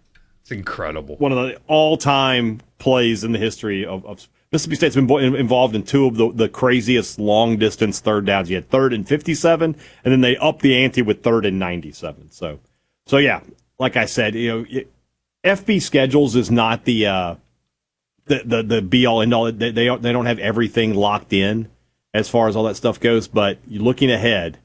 2027 State has 3 non-conference games at home: Missouri State, Minnesota, Chattanooga. We also know that they'll play, Ole Miss. Let me see if I can get through this. Ole Miss, South Carolina, LSU, and Texas at home that year. So those are their 7 home games that season. 2028 now we have North Alabama and Louisiana Tech, so State will need to find their Power 4 game in there. 2029, West Georgia is the only game scheduled for Mississippi State. That's an FCS team, so they'll have to find 2 more games in there. 2030, Tulane at home and then at Southern Miss. I just don't think that Southern Miss game will happen, or it will be switched to a home game. I don't know if USM would be willing to come to State 2 years in a row, but that's probably where you're looking at. And then 2032 at Tulane. We'll see if that happens. 2034, they have a home game scheduled with Memphis. I don't know if Memphis decided to keep the home game and just we'll just play one down in Starkville, or if that contract has been canceled entirely. Ole Miss has got a lot of work to do on the scheduling front. 2027, yeah. I mean, they don't have the power opponent in 2027. They don't have it in 28, 29, or 30, or 31. State doesn't have any power games scheduled after 2027, so they've got to find, a bunch of games. That's crazy. Ole Miss is supposed to play at Oregon State in 2030. They had, State had a schedule with Texas Tech. They canceled that because, you got to try to find winnable games. Yeah. And right now, Texas Tech is not a winnable game. They had a home and home with Washington State when they were in the Pac-12. That doesn't count anymore, so they canceled that one. So, that's just kind of where it is. I wonder if Texas Tech people, Cody Campbell, et cetera, are really happy that, Lane's doing what he's doing right now. Because they were the offseason villain and, the butt of jokes about players and all that. Now they're not anymore. People have kind of forgotten about the Sorsby deal. Oh, yeah. Well, that's just how it is in just about anything. You screw up, if you can ride it out for 2 days, the news cycle will pick somebody else up. Yeah. Perhaps the SEC rule is going to change requiring the P4 game. Well, it is required, but I don't think the television network is going to allow them to remove that now that they've got it. Yeah, I would be surprised if that changes. You're going to take a compelling 16 compelling games away from us? No. State Minnesota is not the most compelling game in the world, but that is getting the 2:30 CBS game. State versus Missouri State or Old Dominion or San Diego State is going to not get that spot. So, that's not sellable inventory. That's why the league should have never done it.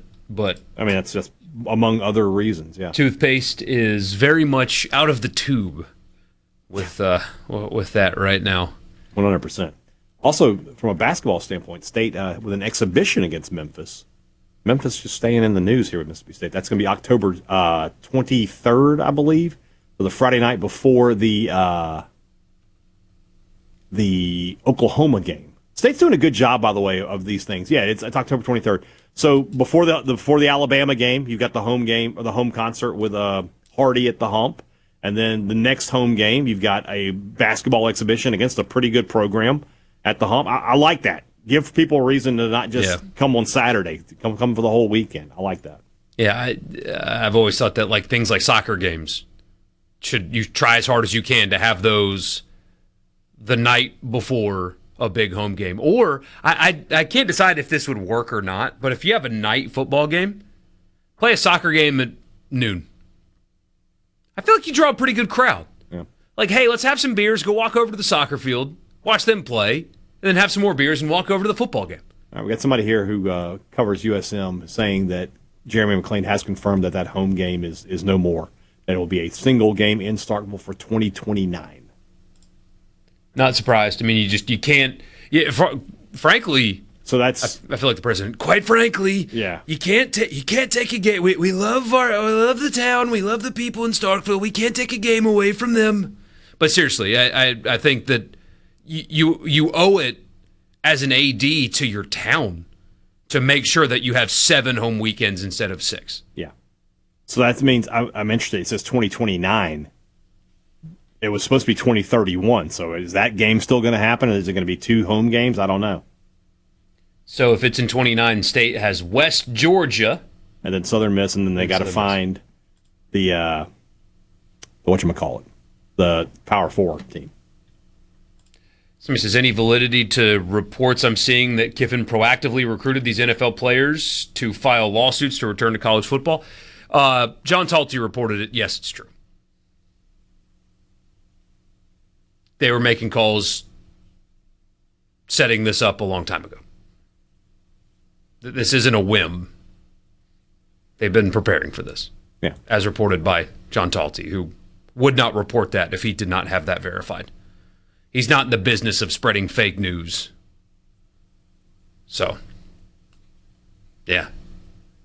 That's true. 601-879-4395. I do, I understand Ole Miss's stance on not playing Southern Miss. I get it. I think you can defend it. Mm-hmm. I would like to see that game played, though. I would too, but I would like to see them play. I understand why they think that there's no point. It's just going to be home games going forward. There's no way around that. Got to do it. Got to do it. Sports Talk Mississippi. We'll be back in just a minute. Take a little trip, take a little trip, take a little trip and see. Take a little trip, take a little trip, take a little trip with me.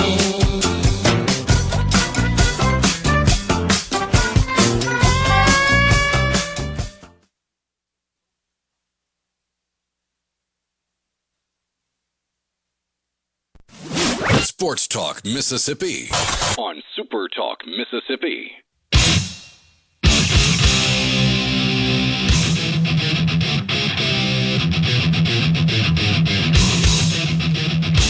Well, let's just stay in Starkville, Borkey, because we just got a little bit of breaking news. Courtesy of Sam Sklar over at the Clarion Ledger. Former Mississippi State football players Jerron Manning and Malik Silla have sued the NCAA on August 25th in hopes of gaining an extra year of eligibility. The petition filed in Oktibbeha County Chancery Court requests a temporary restraining order, preliminary injunctive relief, permanent injunctive relief, and declaratory judgment. That's all that they have. There's nothing else to this story, but the legal wheels are in motion to get Silla and Manning on the field for Mississippi State this year. Okay. There are a lot of you out there I know where you're going. that had things to say about Ole Miss finding a friendly local judge to help them win football games. Mm-hmm. And the things that you said about Ole Miss doing that, it's corrupt, it's terrible, and how dare they, in typical Ole Miss, keep that same energy. Well, because you're doing it times two. I will do that. You're doing it 100% more. If and only if the judge cries while giving the ruling, will I agree with you? No. And if he refers to the plaintiff and the defendants as if he calls them J-Man and Big Malik, I will agree with you. Everything that here's the all thing, of you though. said, I can get away with it because I thought that Chambliss should be eligible, but I thought that the whole thing that the judge was just an absolute caricature. I'm allowed. That ending of that ruling is so because it took away from the merit. It destroyed the merit. You could have read War and Peace in the same amount of time it took him to read that ruling. But so that's gone now. You can't do that anymore. You cannot say that, or else you are a hypocrite. So you're doing the same thing. You are not doing the same thing. The team that you root for is now doing the same thing. That being said, so that's out of the way. Push that aside. I think since both of them fall under the category of having not signed a professional contract, as I understand it, maybe I have the facts incorrect, but as I understand it, they were not contracted players in the NFL. They had mini camp invites, which is, not a contract, not on salary. Neither one of them were invited to training camp. So they weren't salaried NFL players. They should be allowed to play. The Big Ten created a rule today banning former NFL players from playing in the Big Ten, with the caveat being they have to be players that were on the 90-man roster. Neither one of them, as I understand it, were. I think the SEC should have the exact same rule. The exact same rule. And these two should be able to play without having to sue the NCAA to get there. The SEC might not, they probably still have to do this even if the SEC clears the way because the NCAA currently does not allow them to play. Yeah. But if the SEC follows the same path as the Big Ten, which they should, the conference won't get in their way, which is an important step because the conference is going to get into Daquan Wright's way, I believe. Mm-hmm. So they should be allowed to play. They will very easily win this injunction or TRO, and then when the injunction comes, they'll get that too in a local court. But I think it's just. So be it. I think it's just. Because, hey, Dad, unlike most people, I guess, we are capable of applying nuance to situations. These guys are different than Daquan Wright. And people will argue against that until they're blue in the face, but it's because they're incapable of everything's black and white. Well, it's not everything's black and white. Everything's the color of your team. So in some cases, everything's purple and gold. Everything's red and blue. Everything's maroon and white, whatever it is. So, yeah, but I mean, and somebody, Marty on the text line's like, welcome to the thing, Brian. I never said I totally agreed with this. Like, I get what they're saying because now that everybody has 5 for 5 white, should there be a blanket waiver? Probably. But I guess you pointed out these are not two guys. Daquan Wright played in the NFL last weekend. He was in an NFL game last weekend. He had a contract. Yeah. That's if I can't make you understand that that's different, it's because you're biased towards your team. You know where Jerron Manning and Malik Silla were last weekend? Practicing with Mississippi State. And this is the biggest question, CJ, did they receive any money from the NFL? That will be if the SEC does act, and that's a big if, because I don't know what they're going to do. I like I said earlier in the show, I'm disappointed in the SEC for not being first again. The Big Ten beat them again, and that is a thing that just keeps happening. The Big Ten keeps getting in front of the SEC. But if they do what the Big Ten did, that will be the determining factor, generally speaking, depending on if the SEC can actually enforce this stuff. But let's just pretend that they can. That would be the determining factor. Did they sign contracts with these teams that gave them a salary to play? But again, the Big Ten's threshold is making the 90-man roster and getting invited to training camp. That's what they landed on. If the SEC lands on that too, these guys are good. The SEC won't get in their way. I wonder if they do come to that same conclusion. But again, I think they should, for whatever my opinion's worth to you. Yeah, we'll see how it goes. I don't know. As I've said, before though, when we get to week 1, if these guys are playing, like once the games start, it happens every year. Every year we have a whole off season with all these stories about legalities and courtrooms and injunctions and everything else, and then week 1 starts and everybody's like, don't care, watching games, just watching games. So, here, the truth of the matter is, if I watch week 1 when LSU plays Clemson, if Daquan Wright catches a touchdown pass, I don't really care. Somebody else would have caught that touchdown pass. You're kind of unique in that, but that's okay. I don't think I'm unique. I just think that there's more. I'll be honest with you. I'll be totally honest with you. I think you're unique. I think that the average college football fan just wants to watch the games and enjoy them and doesn't really care about all of the rest of this. Well, the former pro thing is different. It might very well be. The former pro thing is where people, even my dad called me, was like, but Michael, I think this is ridiculous. It's only unpalatable because it's the off season. And when we get to the games, it's just about cheering for your team. What do you think Dabo's going to say? They won't play. I hope he has something to say. I want to hear what Dabo has to say because I know it'll be good. My bet right now would be that the 2 LSU guys don't play. Would be my bet right now. Mm-hmm. But if they do, yeah. Oh, and just wait. If they do play, I mean, this is getting off into fantasy land. But if they do play and Clemson happens to win the game, well, now the way Dabo will be in that post-game press conference, he might bring a cigar behind the podium and just like, pardon me for a second, just pull out a bottle of Pappy. Yeah. I just gotta, you don't mind, do you? Does Dabo drink? I can't imagine he drinks. I bet he does. He's very light, though. Like, he'll have a glass of wine with his steak dinner. I bet he doesn't. I'd be surprised. What? We've added another level to this, though, by the way. So let's say they do play. Let's just say they play, right? You know what? The NCAA decides, you know what? We're going to give everybody a blanket waiver. We don't care, right? We don't want to fight.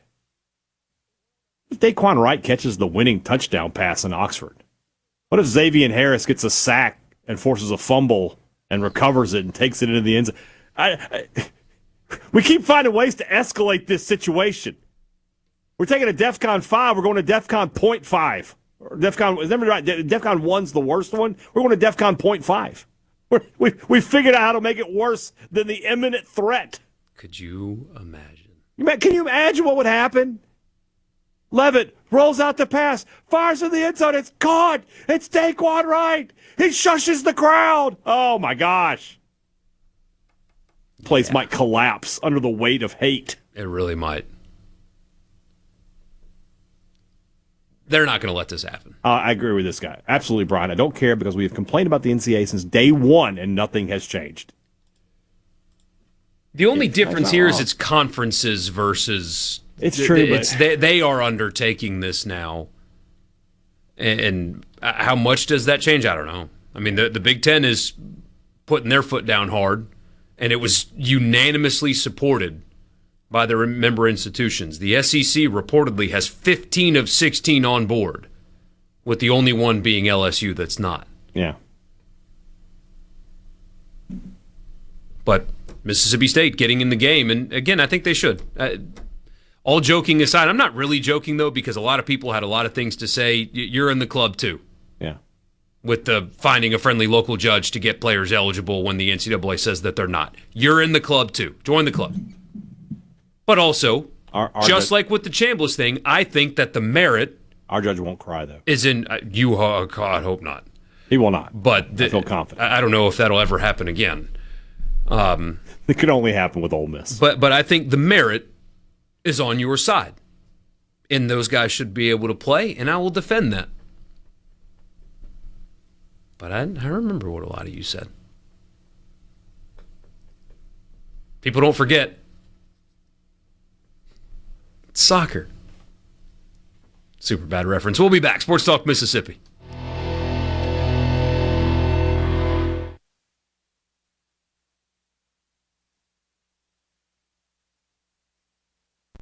And the Venable on SuperTalk Mississippi.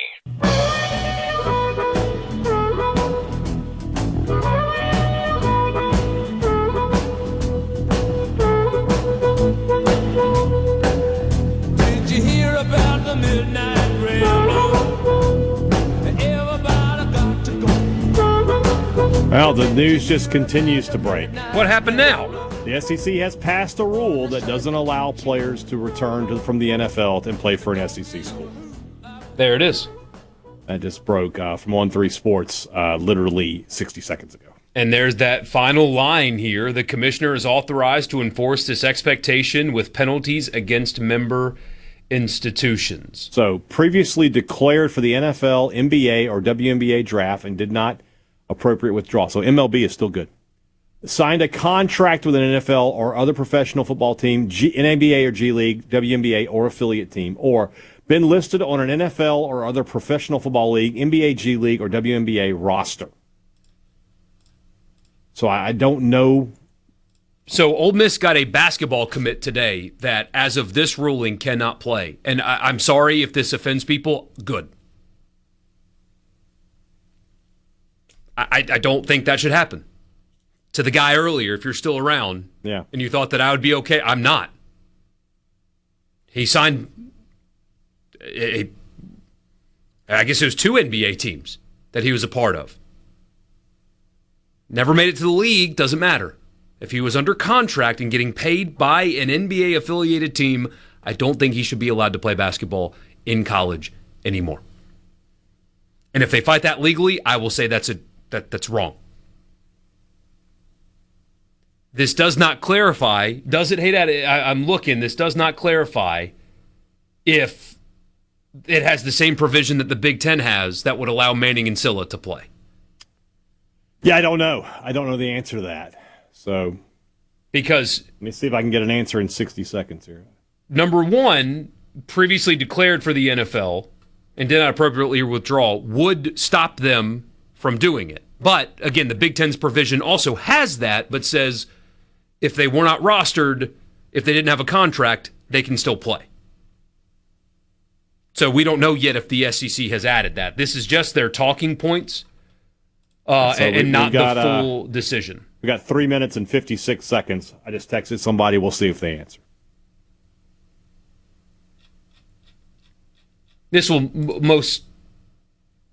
I don't know what LSU is going to do. I don't know what LSU is going to do. I think it would be a mistake to sue the league. I think that would be a mistake. Yeah.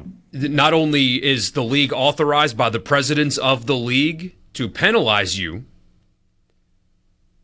I think if it would climb, I mean, you can sue in a Baton Rouge court, I guess, but the SEC would not have done this if they did not get legal advice that says that they can.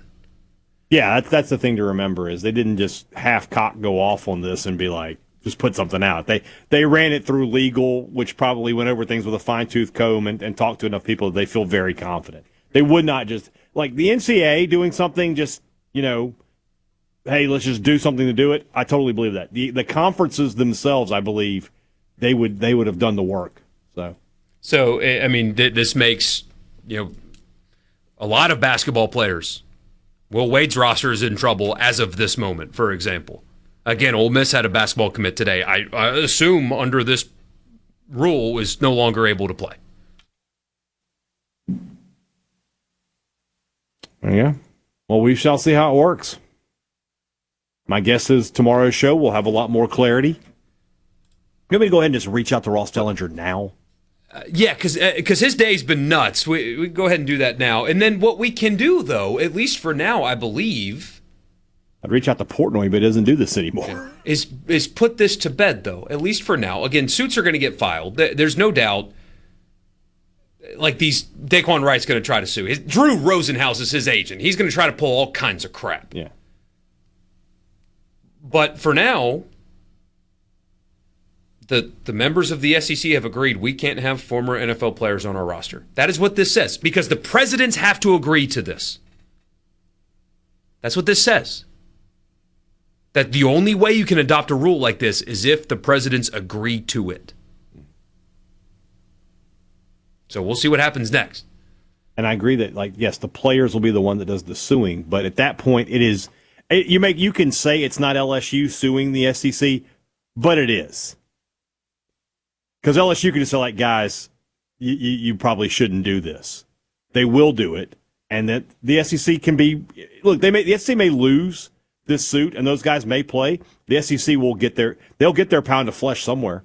You know that they will. You know they're not just going to let it slide. No way. Absolutely no way. This is what Greg Sankey has chosen to dig his heels in on. He didn't get involved in Pavia, didn't get involved in Chambliss, but he got involved in Bediako, and he's getting involved here. That is where these conferences have chosen to draw their line. We did not get my answer in the 3 months. That's okay. We'll have it tomorrow. Well, I'm sure he'll answer tomorrow. So. Goat Day tomorrow. It's Goat Day tomorrow. We got to move Goat Day. We got to move Goat Day. Depending. This is too much. You know that we're going to get more information. Goat Day is moved. It's Thursday. Tentatively. We'll see what happens. We might do it tomorrow. We'll figure it out. Later. Thank you guys for making our show part of your day from the Pearl River Resort Studio. We'll see you tomorrow at 3. Good night.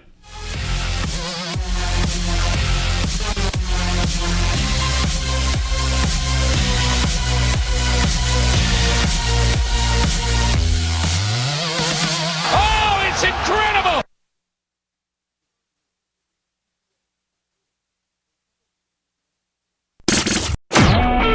A SuperTalk Mississippi media production.